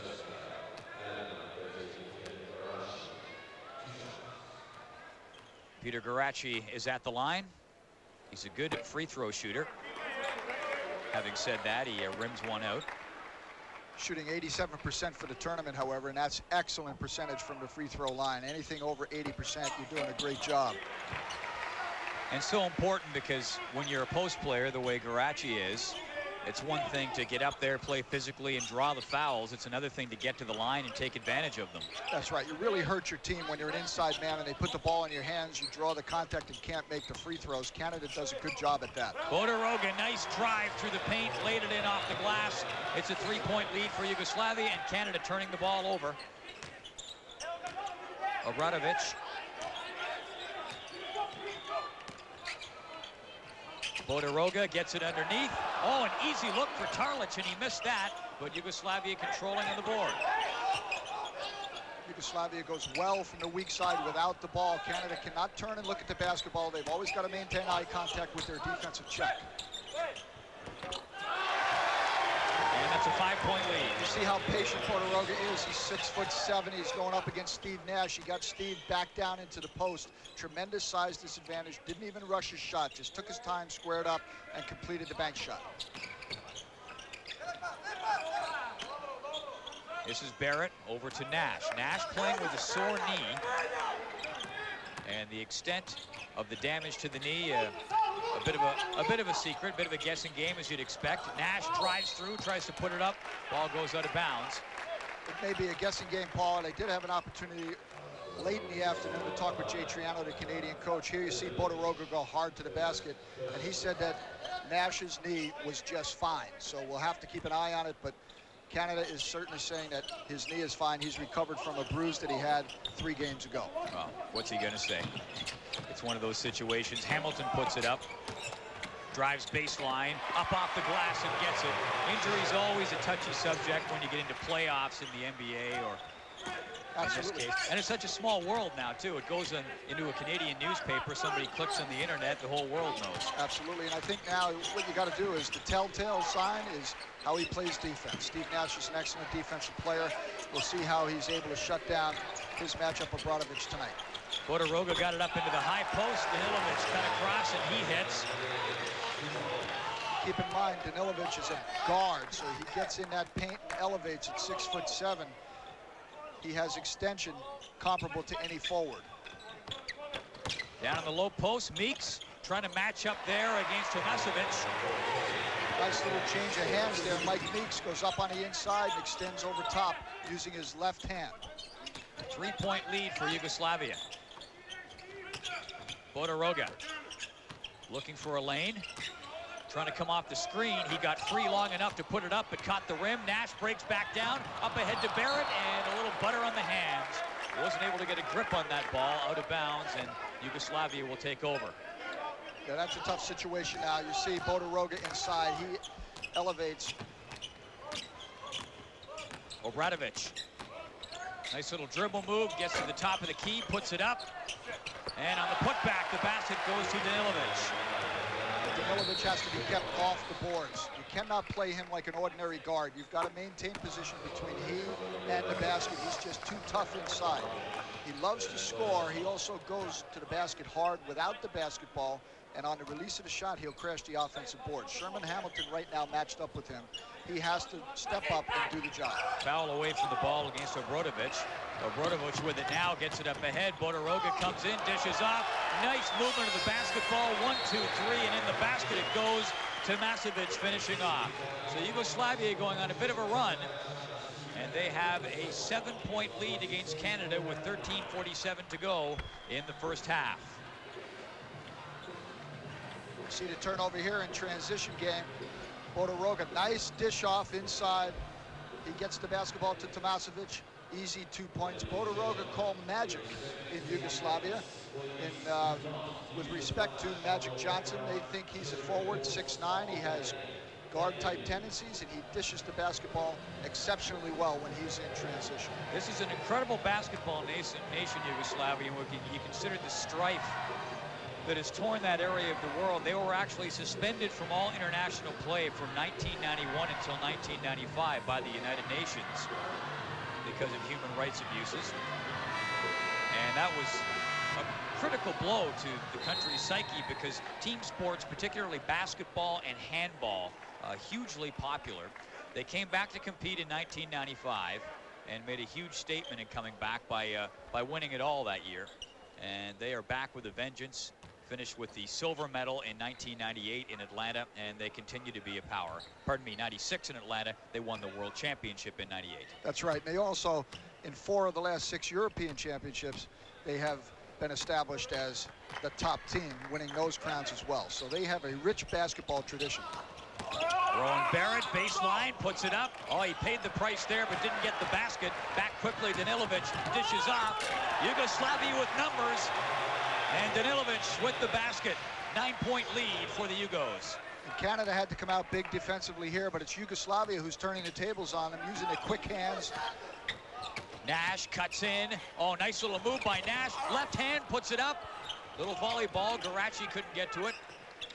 Canada getting the fresh clock. Sherman Hamilton looking for a little bit of room. Sherman Hamilton putting his hand up, trying to calm down the Canadian team, get him into an offensive flow here. Hamilton takes it, immediately faces pressure, tries to drive in, just can't get by Tomasevic. That's a lot of size. Bodiroga comes back down. Obradovic waits for his teammates to catch up. Up to the high post. Tarlich pushes it out of bounds, and it went off a Canadian player. Yugoslavia maintains possession. Right now, Yugoslavia having a way inside.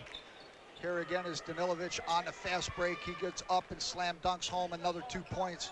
Yugoslavia turning their defense by deflecting the basketball and creating turnovers into easy offensive opportunities. Tomasevic back for Obradovic. Back to Tomasevic. 20 seconds in the shot clock. Lots of time to work. Driving into the baseline. Obradovic puts it back out. Bodiroga. Little pump fake there. Dishes off underneath. Off the glass for Tomasevic. He gets the basket, and it's 20-9 for Yugoslavia, an 11-point lead. You see a great pass by Bodiroga in that situation. Again, at 6'9", he can see over the top of Sherman Hamilton, who stands 6'2", and he makes the great pass in the interior to Tomasevic.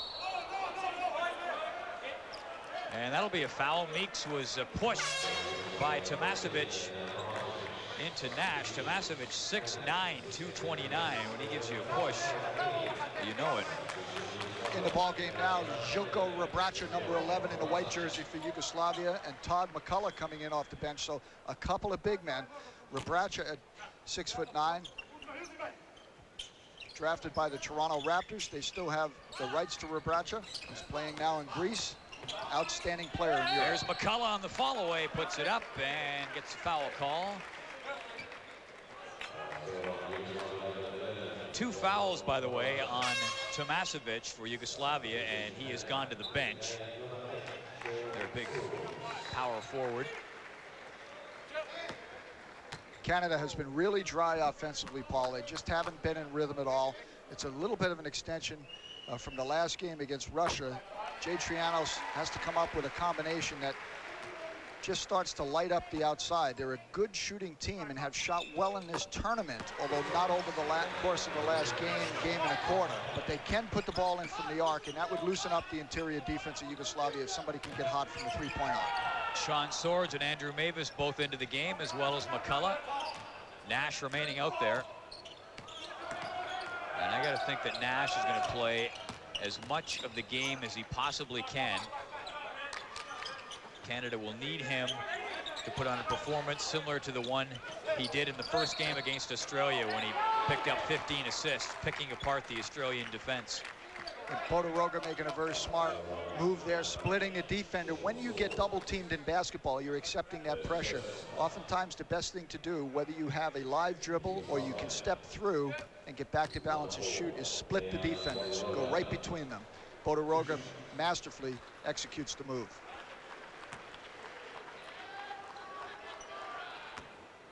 Foul there called on Sean Swords. And Bodiroga at the line. Bodiroga, just a great basketball player. He can make the outside shot. He's deadly from the free throw line. He can go inside and post you up. And if you give extra pressure to him, he'll find the open man and deliver the pass. One of the outstanding players in the front court in European basketball and in world basketball for that matter. You're seeing one of the best in Dejan Bodiroga in this ballgame. Here's McCullough. Boosting it in. Garachi looking around. Dishes off for Nash. Bounces away from him and goes out of bounds. But it was touched by a Yugoslavian player. Canada maintains possession. 15 seconds in the shot clock. Mavis moves it in. Here's McCullough. Nash gets freed up. Clock down to 10 seconds. Nash sees a lane, gets through, puts it up.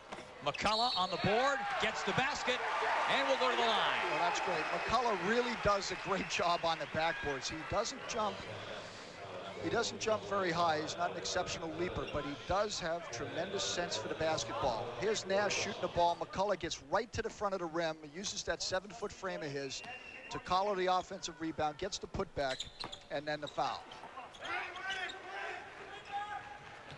Canada Trying to come back in this game. Yugoslavia going on a run. They lead by 9 points.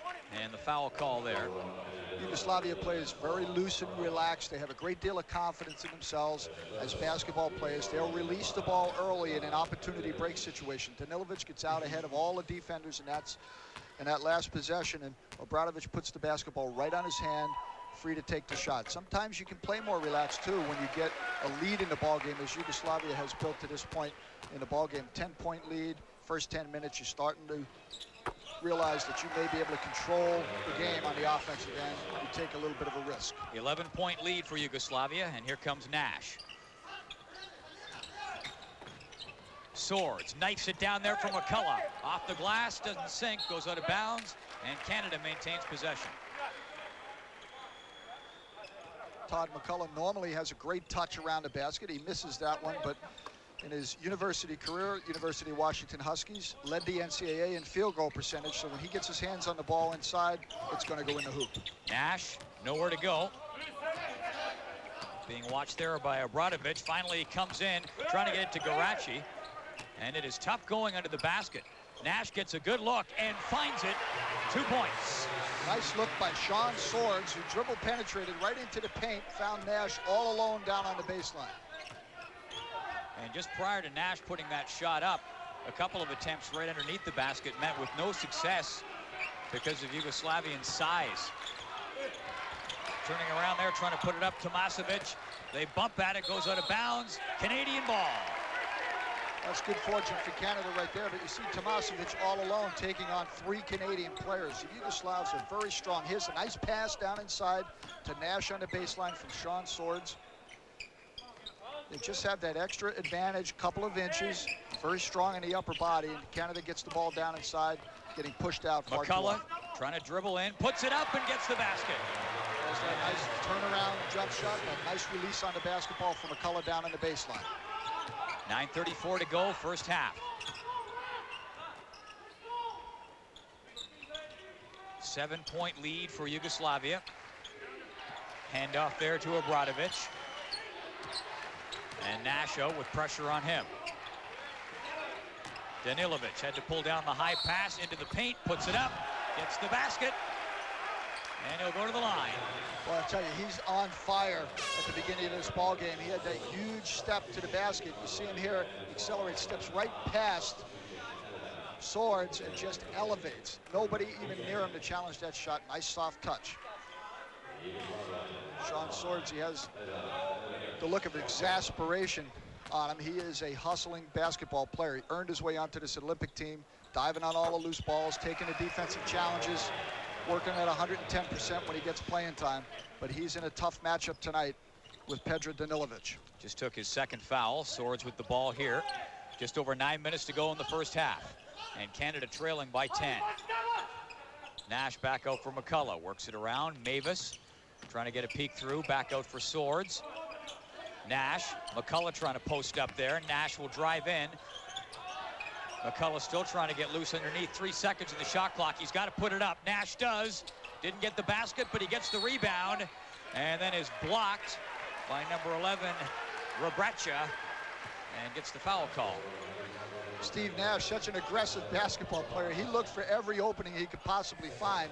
Wound up getting one, got down inside and found himself matched up against Rebraca and had to come back outside. Here's McCullough. Back out for Newton. Hands off there to Nash. And McCullough in the high post. Nash just drives in to Mavis. 3-point attempt, doesn't fall. And Obradovic settles things down and works the ball up court quickly for Yugoslavia. Here's Bodiroga. Good battle down on the low post. McCullough locked up with Tarlich. Couple of big men. Ball rolls loose and Nash back for Canada. Nash dribbles in, top of the key, and the foul call. Canada down by 10. Sasha Obradovic picking up that foul on Steve Nash. Canada had a 4-on-3 situation there. Had Nash not been fouled, he would have found the open man, maybe an opportunity for an easy basket. Instead, he goes to the free throw line. Nash shooting 60% from the line heading into this game, averaging 7.3 assists per game and 11.5 points. Nash has been outstanding for Canada, albeit playing with a sore knee the last couple of games. He hurt it in the first game against Australia when he banged with a teammate.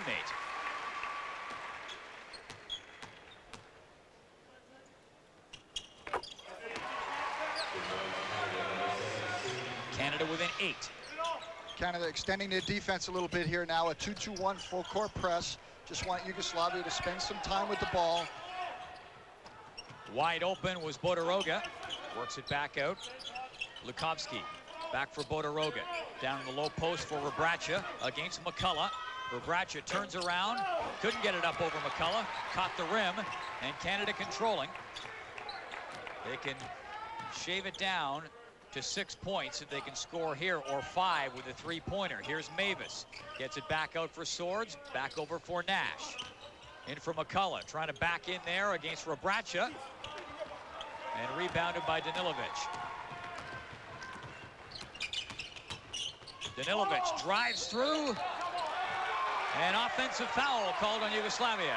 There's the little things that Sean Swords does when he comes off the bench that's endeared him to Jay Triano, the Canadian coach. He draws the charge. Here's Danilovic going inside. There's Swords, hands up. He gives up himself and draws the charge on Danilovic. Gives him a foul and gains possession for Canada.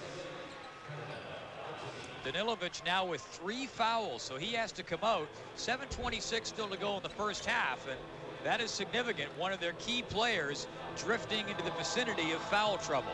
Our coverage of Sydney 2000 continues in a moment.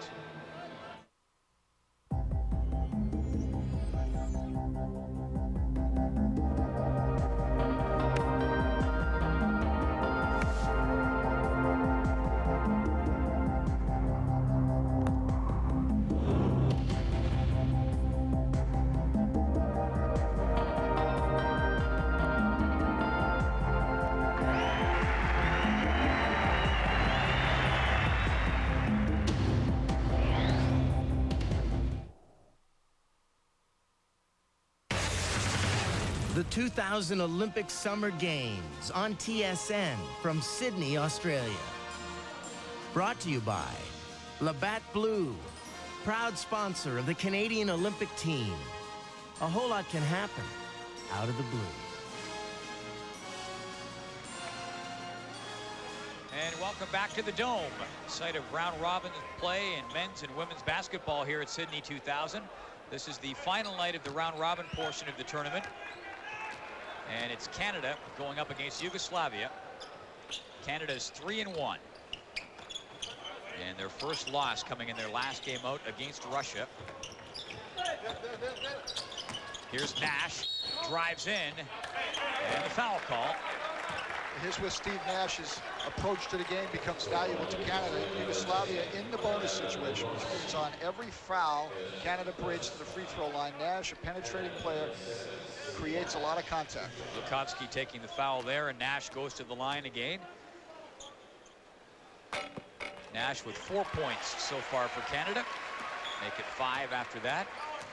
And if he hits here, he can pull Canada to within 6, and he does exactly that. Give you an idea of the strength of this Yugoslavian team. Pedro Danilovic had a great start in the ballgame. He goes to the bench in foul trouble. Who comes in? Pedro Stojakovic from the Sacramento Kings, who hasn't played a great deal in these Olympic tournaments, had a sore leg, but he has started to get some playing time and some minutes. That's him, number 8 with the basketball. Stojakovic gets it in for Rebraca. 10 seconds in the shot clock. Rebraca under some pressure, and Nash is going to take a foul. He's a little miffed at that. He's thought he was just playing hard defense, and expresses that thought to the referee.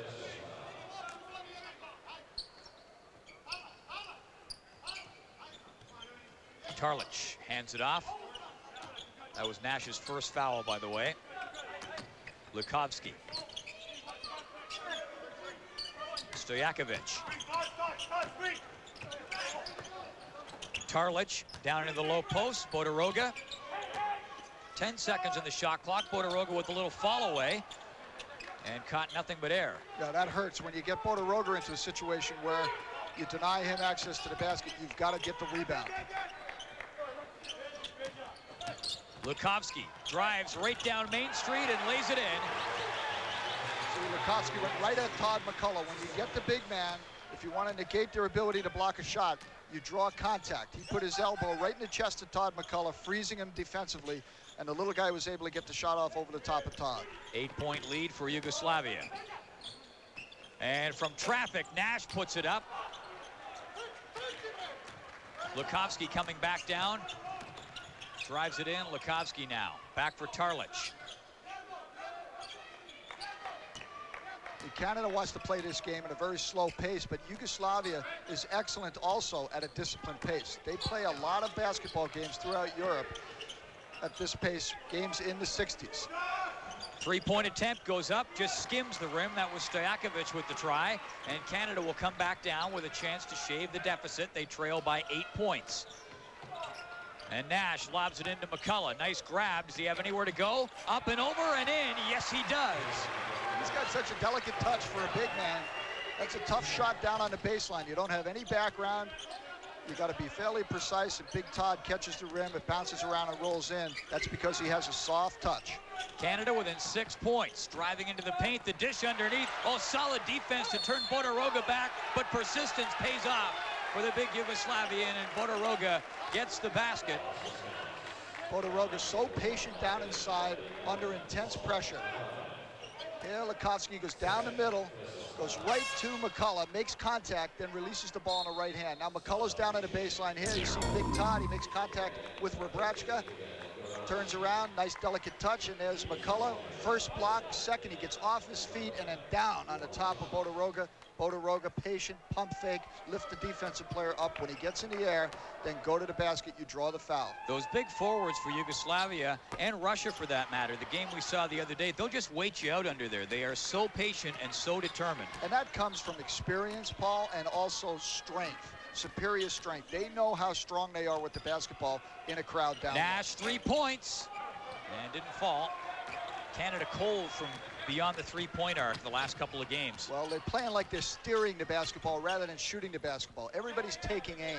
You can't be an effective shooting team when you take aim. You got to shoot with a flow and a confidence. If the shot's there, you got to know, I'm not second-guessing it. I'm not questioning whether this is the shot I want. You got to release it and shoot it with confidence. Right now, Canada not a confident shooting team. Peter Garaci takes the foul.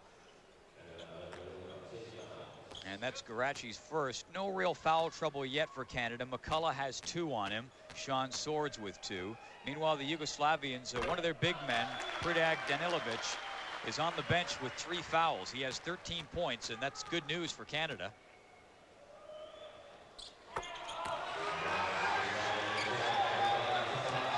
Ten-point lead for Yugoslavia. Teams have kind of seesawed back and forth around that 10-point margin. Canada getting as close as 6, but no closer than that. McCullough underneath gets the basket, and he's doing a job for Canada. He has 10 points, and he's leading the way offensively. Todd's getting loose inside. He's in much better condition than I've ever seen him before. He's moving well without the basketball. Very light on his feet. Bodiroga, Stojakovic, Lukovsky looking for some room, and the foul call. It's a block, and it goes against Canada. You see Steve Nash huddling the team right away. Nice assist pass right here over the top of the defense by Sean Swords, right into the hands of Todd McCullough. The foul on Nash, his second, so he leaves, and David Daniels comes in off the bench. And Steve a little bit frustrated. You can see him there talking to Coach Jay Triano. What he's asking for is for people to communicate defensively. He's working hard on the defense. He can't see the screen come behind him. The defender of the screener has to open his mouth and call the screens out. You got to play like a traffic cop. Everybody's got to be vocal and verbal. That's what Steve Nash is asking his teammates to step up and do. 10-point lead for Yugoslavia.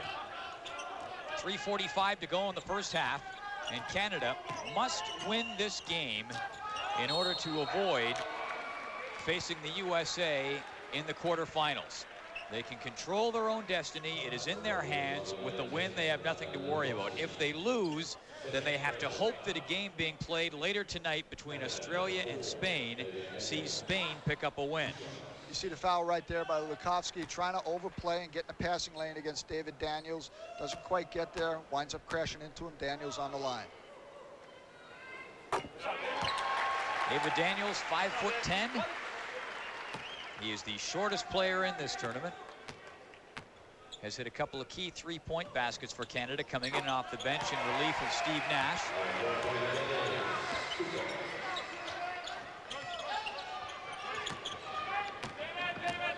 Canada within 8. And here's Lukovsky. Under 3.5 minutes to go. Tarlich back over. Lukovsky works it down into the low post. Garaci trying to hang in there and battle against Rebraca. Oh, that was a tough battle. Garaci taking the elbow to the noggin. I'll tell you, Rebraca just lifted his elbow up and turned really hard, sticking that elbow almost in the face of Peter Garaci. Garaci turned around and looked at the official. There was no call. This game's starting to heat up now. Here's Garaci posting up against Rebraca, the player he was battling down at the Canadian end. Gets underneath, tries to go up, and gets the foul call. Look at Rebraca here. Now watch the left arm. Watch the left arm. Right there. Boom. He just hits Garaci. No call at all. The ref frozen on the whistle. That was a flagrant foul. Should have been unsportsmanlike right there. Possession. Look at that. You cannot do that. That was flagrant. When you look at it, it's not very difficult to decipher. Referees Raul Chavez from Argentina and Pascal Dorizon from France. And clearly in Argentina and France, you're allowed to rub the elbow up in the face of the defender. Or else they would have called it, I'm sure. Well, sometimes the ref gets caught looking another way, but when you get a player like Rebraca and you get big men like are in this ball game matching up down on the low post area, the official who's to cover that area has got to keep his eye on the basketball and make sure that the shooter is not fouled. Tarlich handing it off there to Lukovsky. 10 seconds left in the shot clock for Yugoslavia. Baseline put up there by Stojakovic. Nice touch for 2 points. Stojakovic, an excellent shooter, averaged 13.9 points a game for the Sacramento Kings this year. Here's Rowan Barrett, 12-point lead for Yugoslavia. Daniels. Comes off the screen, got a brief look, not much. McCullough works it off for Rowan Barrett. Three-point attempt, falls short. Picked up by Swords, gets the putback, and Canada within 10. Sean Swords continues to do the little things that make him a valuable player off the bench for Canada. He's had some assists, he's drawn the charge, he gets the offensive rebound on the putback. By the way, starting point guard for Canada, Steve Nash, is on the bench, and he appears to have been cut around the area of the right eye. He has 2 fouls. One of the reasons he came out, likely the main one, but he also has a cut on the edge of his right eye, and he's been receiving some attention for that. He continues to sit on the bench. Here you see Stojakovic down in the corner, just elevates, nice touch, follows through, deep long-range shot. Inside, look at Swords hustling down from the weak side, playing a defensive guard slot, getting down on the backboards, picks himself up an easy hoop. Sean Swords has done a strong job for Canada coming in off the bench. Great hustle, plays solid defense.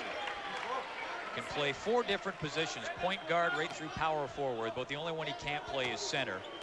He's played the last couple of years in Switzerland.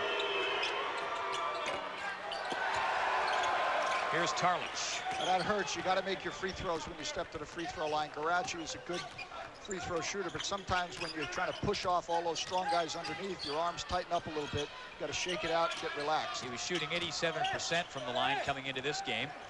Ball pulled down by Tarlich, gets the basket, no basket. Yeah, offensive foul. That time Tarlich got the offensive rebound, decided to take a poke right behind him. I think at Garaci again, stuck his elbow out, cleared out the space, and then went up to return the shot to the glass and got called for the offensive foul. Garaci will check out. Mike Meeks comes back into the game for Canada. Meeks with 4 points so far, Rowan Barrett with 2. And those 2 guys have to crank it up offensively to the levels that they found in the first couple of games for Canada. The first 3 when they were the big shooters. Here's Daniels for 3. Just missed on the putback. Barrett gets it. Rowan Barrett, fortunate right there. He got the putback and it bounced around the rim. Tarlich got up and almost knocked it away. Actually got a finger on it, but didn't clear it out of the cylinder. And ultimately it dropped in for a bucket. Offensive foul. Canada 8 points back, and Yugoslavia turning the ball over on the foul. Let's see if we can see it here. Here comes the missed shot. Barrett goes up. It bounces around. There's Tarlach. She just got his finger on it, but couldn't clear it away. Wound up knocking it in. Get another angle. As anyone will tell you, you would rather be lucky than good in a situation like that. You got to take your share of good fortune, especially in a tight basketball game like this. Daniels gets it up. McCullough, yes, sir. And Canada pulls to within 6. Timeout called with 38.6 seconds to go in the first half.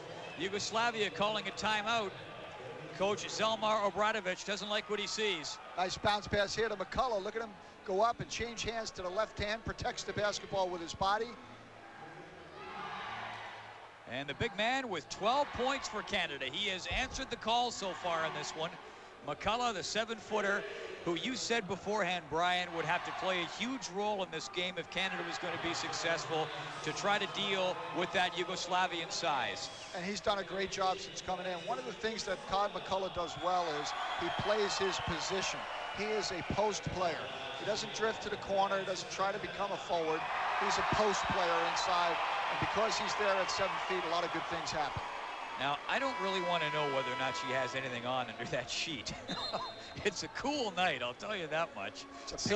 It's a patriotic crowd out supporting this Canadian basketball. Summer has not quite arrived yet here in Sydney. Still gets fairly cool at night, so pretty brave to go out with just a sheet on. Always hot in this building, though, Paul. It's a round dome, a beautiful facility for basketball. The crowds have been terrific. The sound reverberates in this building, but one of the things that happens in this building is it does trap the heat, so it's a pretty warm facility to play in. Not bad at this time of the day. It's evening here in Sydney right now. During the day, it's a tin roof that is the dome of the building, and that just heats up during the day, the sun beating down on it, and it's a sauna in here for the afternoon games.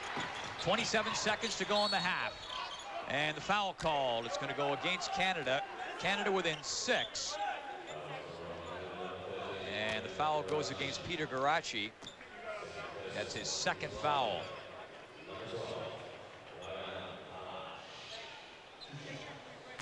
Tarlach at the line. Made his last 2 free throws, but hasn't shot well in this tournament. Under 50% from the free throw line, so not surprising that he would miss one. Drafted by the Chicago Bulls.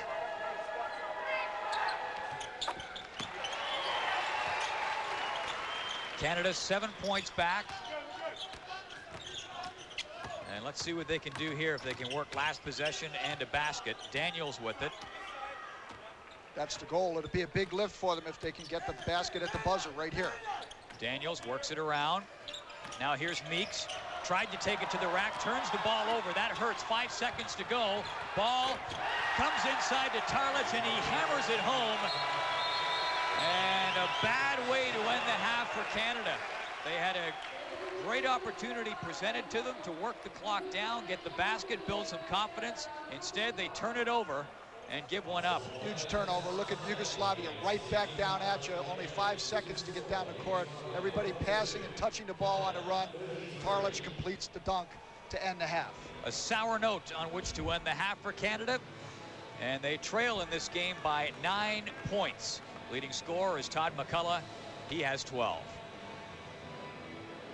We'll be back with the second half after a little bit of a breather of about 10 minutes duration. But for now, let's send you back to Gord Miller.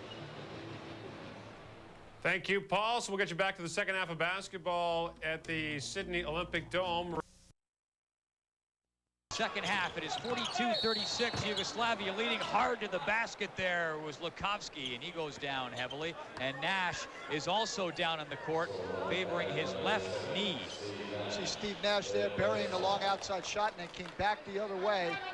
Tried to give some defensive pressure to Lukovsky, and got a little what appeared to be bone on bone in the knee. Went down. That always hurts.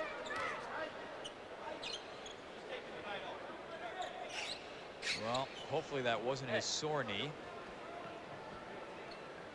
Canada rather guarded about the extent of the injury to Steve Nash's knee. We do know that he banged it in the first game, ran into a teammate in the game against Australia, and it's been sore the last couple of games. Ran into Peter Garaci actually in the first 10 minutes of the game against Australia, so he's really been nursing that knee throughout these Olympics.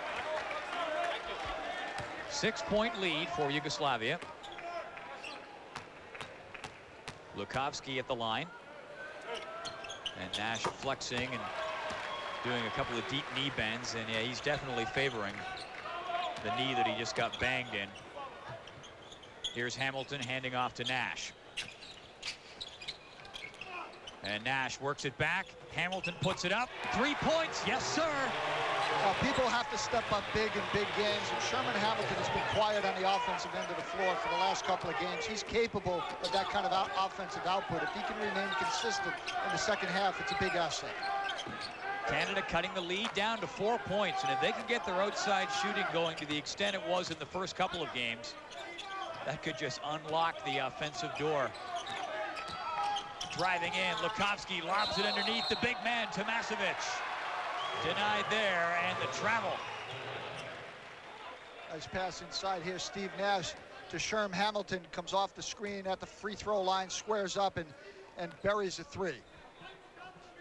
Another look, nice follow through.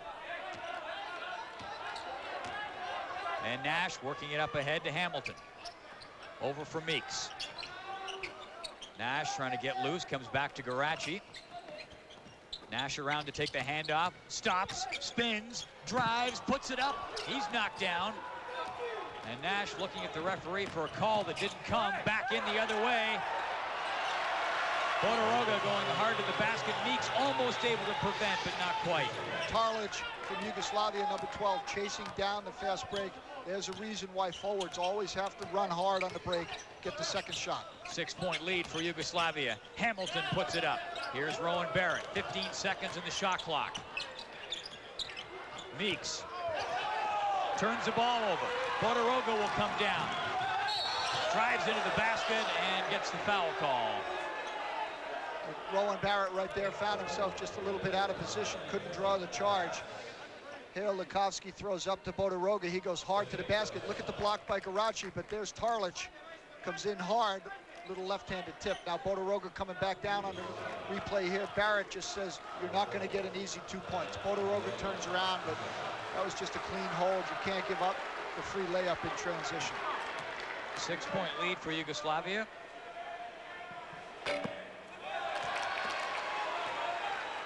Bodiroga missing the first attempt. Only shooting 63% in these Olympic Games. Yeah, that's a surprise for a player of his caliber internationally. Played in Atlanta at the Olympics. Played on the team in Greece that won the European Championship this year. Rebraca, his teammate on that team. Ball goes up. Meeks going to the basket and draws a foul call. Nice look by Steve Nash. Oftentimes when a player sets a screen, as Mike Meeks did for Barrett going up high, after you set that screen, you turn right back to the basketball. You're the man that's open. Set the screen, step to the ball, you should get it. 3 fouls on a couple of key Yugoslavian players. Danilovic, number 5, has 3. And number 11, Zeliko Rebraca, also has 3 fouls. And now Tomasevic also with 3.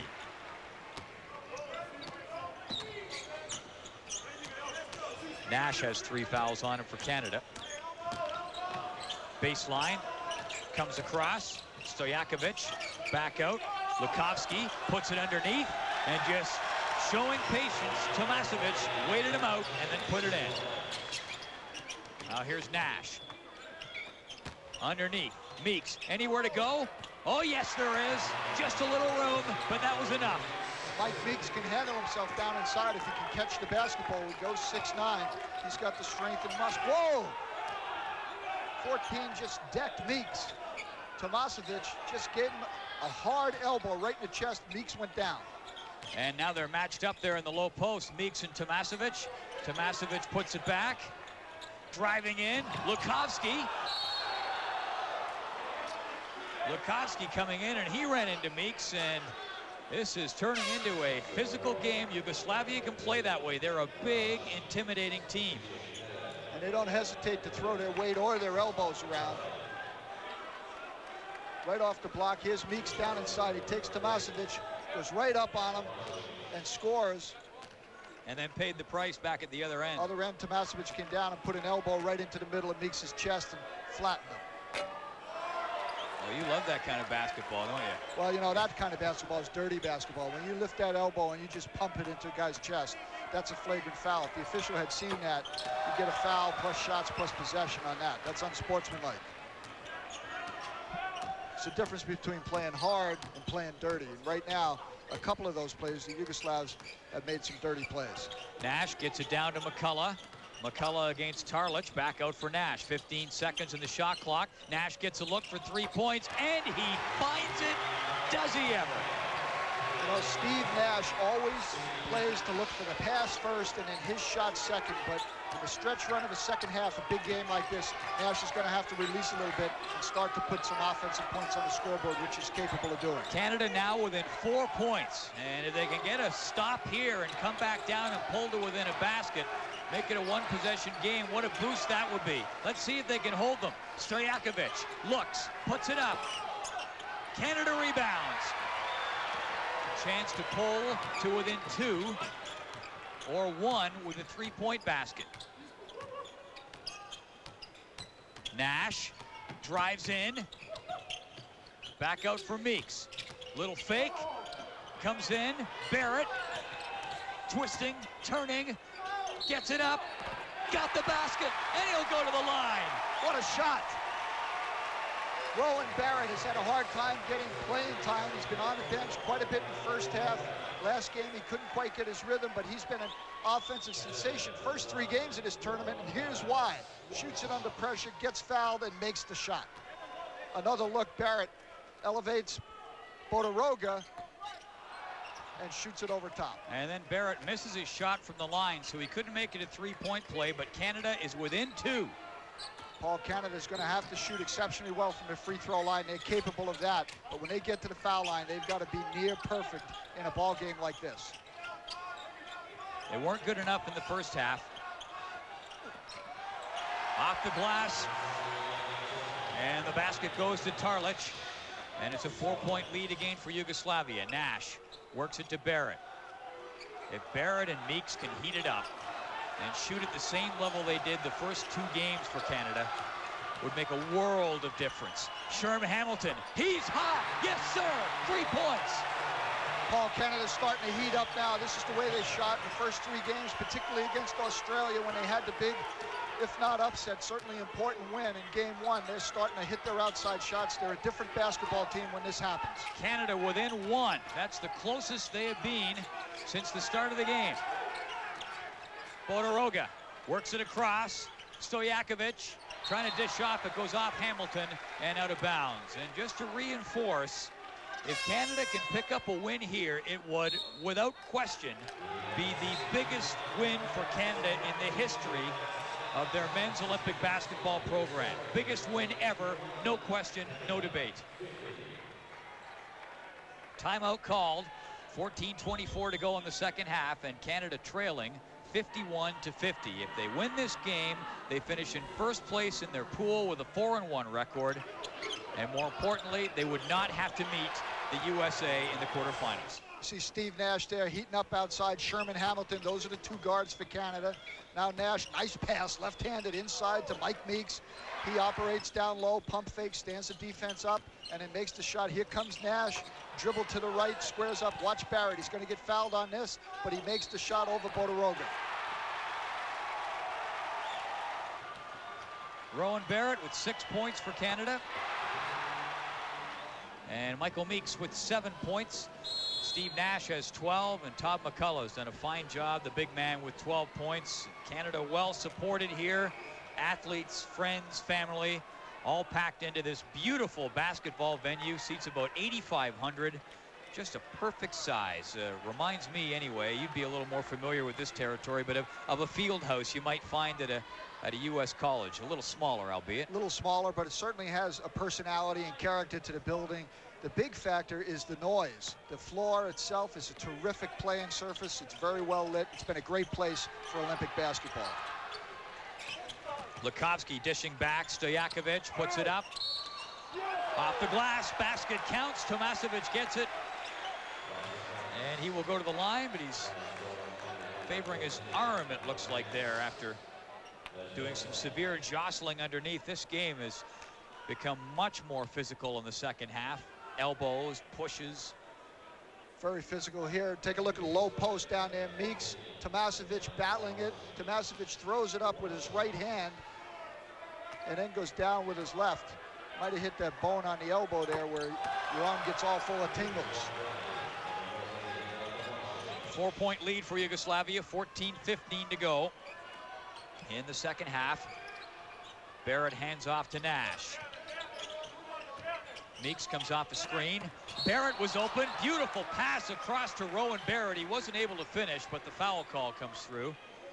Bodiroga thought he had the advantage on the mismatch there because of his size at 6'9". Rowan Barrett only 6'4", but Barrett has elevators for shoes. Take a look at Rowan up and over the top of Bodiroga.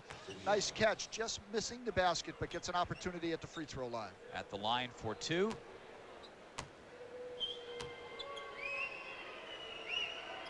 Bodiroga taking that foul, as you mentioned. He has two.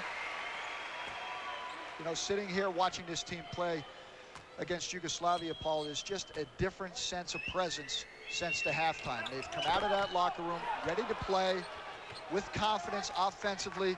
This is going to be a great ball game down to finish. Canada within 3 points. They played Yugoslavia in a pre-Olympic tournament and lost a close game to them. But they match up well. They lost by 8 points. Lukovsky. And the ball goes out off a Canadian player. Yugoslavia maintaining possession. They'll inbound with 9 seconds left in the shot clock. Jay Triano right down there at the edge of the court having a word with the referee. 6 seconds left in the shot clock. Bodiroga looking for some room. Stojakovic gets a look, and he likes the view just fine. Thank you very much.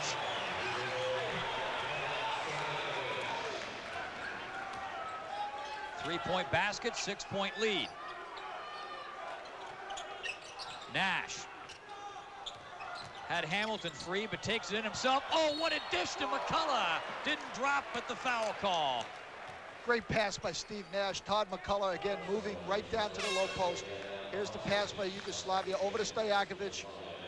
On the left side, he just buries one from long range. You got to get out and watch that. Look at Nash behind the back to Todd McCullough up on the glass.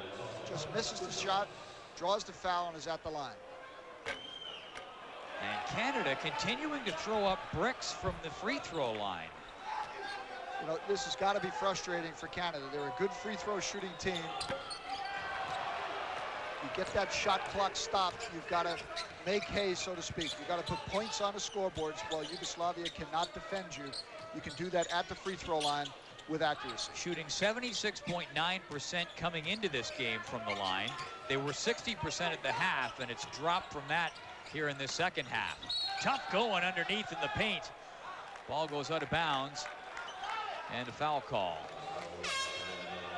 And it goes against Michael Meeks. And coming into the game is Greg Newton. What accounts for that? I mean, is it just nerves shooting so poorly from the line? It's easy a shot in basketball, or it should be. You shouldn't be thinking about it. It's a big ball game, but you just got to relax, shoot the basketball with confidence. This is a good free throw shooting team that Canada has on the floor. You get into a big ball game, you cannot win championship games, medal games, or games that advance you into key positions in the medal round without shooting well from the free throw line. That's a given. It's table stakes in any big ball game. Ball comes over for Stojakovic. He had the lane, takes it right in. Canada able to rebound. Nash gets it up ahead. Here's Barrett. Got it. Yes. Canada in full motion. You see the capability they have in the fast break game. Barrett ahead of the field. Steve Nash puts the ball on the money. Barrett takes it home. 4-point lead for Yugoslavia. Barrett coming alive in this second half. And Canada will take the ball.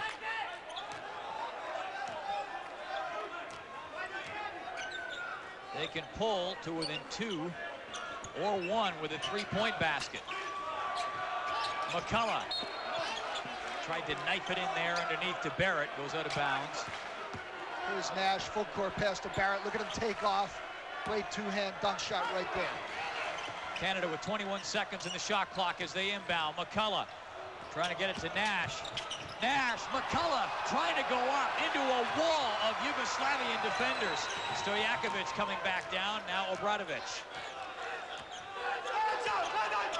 That was impossible defense to penetrate. Here comes Nash, trying to go sideline, and the foul call. Steve Nash has been terrific defensively. Look at the dish off here, the shovel pass to McCullough. Rebracha up over the rim, knocks it back. Block shot, it goes back the other way, and then Nash re-steals the basketball and gets fouled on the sideline. Obradovic just took his third foul there in the sideline in pursuit of Nash. Canada with the ball. Nash comes in, back from McCullough. He puts it up off the fingertips, gets a putback, yes. Todd McCullough, Steve Nash looking for the big man inside. McCullough had a great first half. Nash is going to utilize his skills while he's in the ball game in the second half. Steve penetrating, drawing the defender, and dishing to Todd. McCullough with 14 points. Canada is within 2. 11:18 to go in the second half.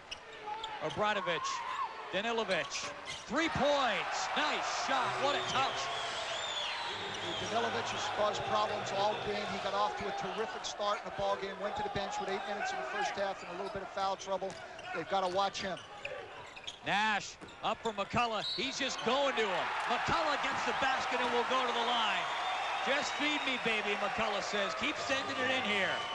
You're a big man. You got to love a point guard like Steve Nash, a guy who has confidence in you and give you the basketball back. Look at Nash, puts it ahead of the defender, over his head, where McCullough can do something with it. Todd's got nice hands. He can catch the basketball in traffic. Makes it a 3-point play from the line. Canada is within 1.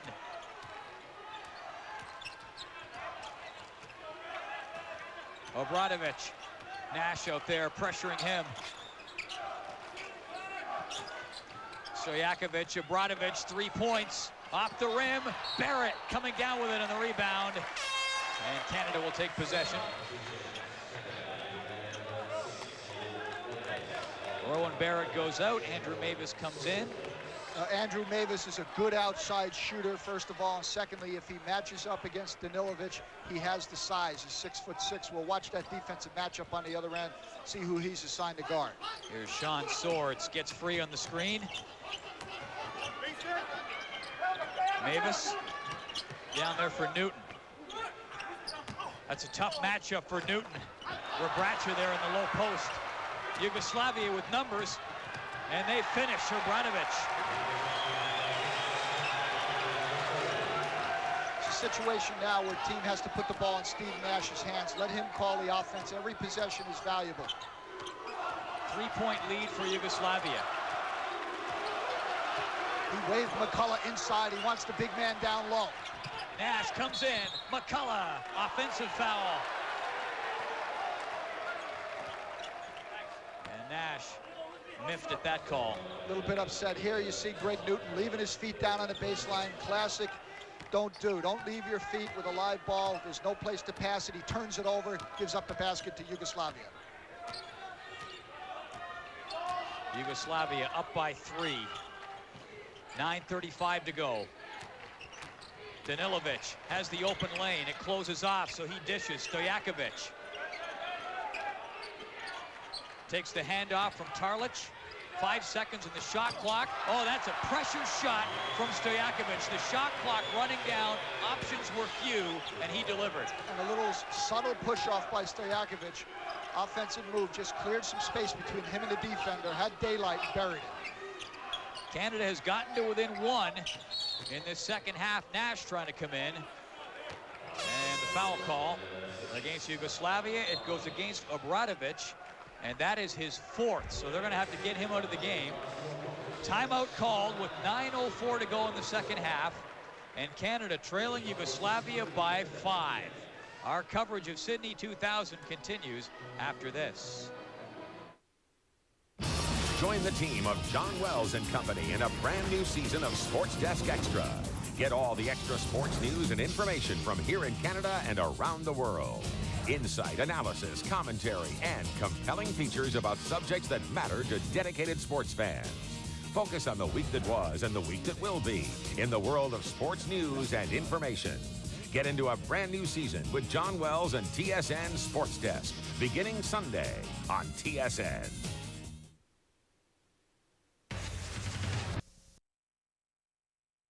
Brian Heaney, and what a game this has developed into. Canada and Yugoslavia, great matchup. Canada trailing by 5, 9 minutes to go in the second half. And here's Meeks down on the low post, trying to get free, hung in there, gutted it out, and got the basket. Big basket. Mike Meeks has done a great job down low in the second half. They get the basketball to he and Todd McCullough. Good things are happening. Meeks had 26 points in the opening game for Canada.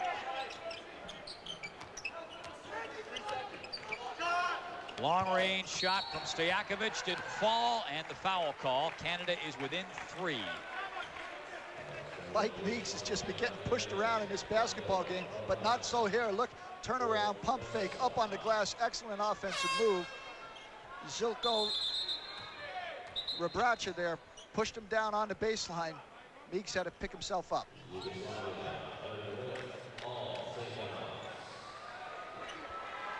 And Canada into bonus shooting.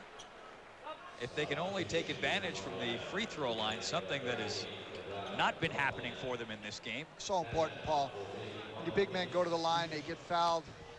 It's really got to be an advantage. You got to make the opposition pay for that. Now, Canada certainly has the capability, although they have not shot exceptionally well from the line in this ballgame. They can heat up, and they could be tough down the stretch. Oh, just like that, and Canada pulls to within 1. This is as close as they've gotten. They've hit 1 a couple of times, have not been able to crawl up over top of that mountain to take the lead. Tarlich hands off to Stojakovic. Hands off to Lukovsky. Good ball movement by the Yugoslavians, and finishing off is Danilovic. 2 points. And there's Mavis in the ball game at 6'6". He's got the reach to extend with Danilovic, but he's got to get out there and pressure the basketball. You cannot give Danilovic any amount of daylight. He's a great scorer.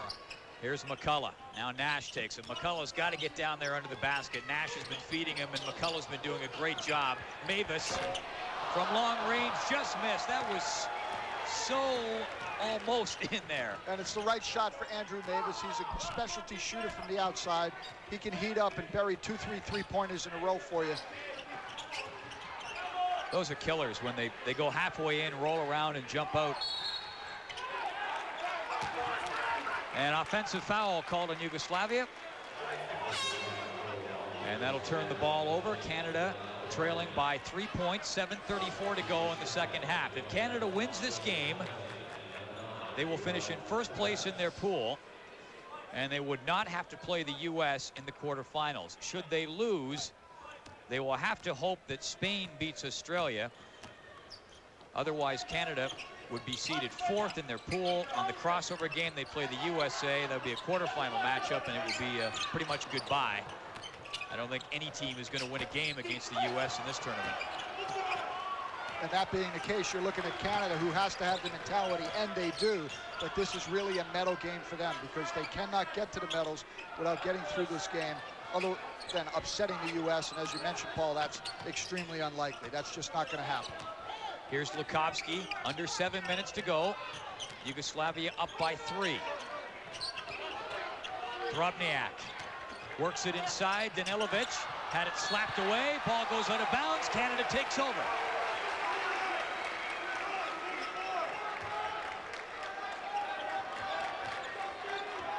There you see Danilovic off his feet, flips the ball out over his head. Barrett tips it, but it goes out of bounds off Yugoslavia. Here's Nash. Meeks trying to get freed up there. Posting up against Drobniak. Out for Barrett, slapped away from him. Now here's Nash. 10 seconds left in the shot clock. Nash driving in, spins underneath. That was intended for McCullough and was knocked out of bounds. And one of the things Todd's got to do is not stand and just wait for Nash to throw him the ball, but step into the open pocket. Go to the basket. Steve Nash will get you the ball. Only 5 seconds on the shot clock. Canada moving it in. They'll have to make a play quickly. Hamilton cuts through, gets a look. Meeks in on the board, rolls around. Canada can't get it back. Just missing there. You're going to get your third opportunity on one trip down the court here for Canada. They've got to make this pay. This has something to do with a sense of confidence in your offensive firepower. Eyes off of my neck and into the water. Well, I started using my hands as rakes in the sand, and I started looking for the necklace, and I felt it. And when I pulled it up, I pulled it out of the water, and as I did, the medallion slid off the end of the chain and remained at the bottom in the sand.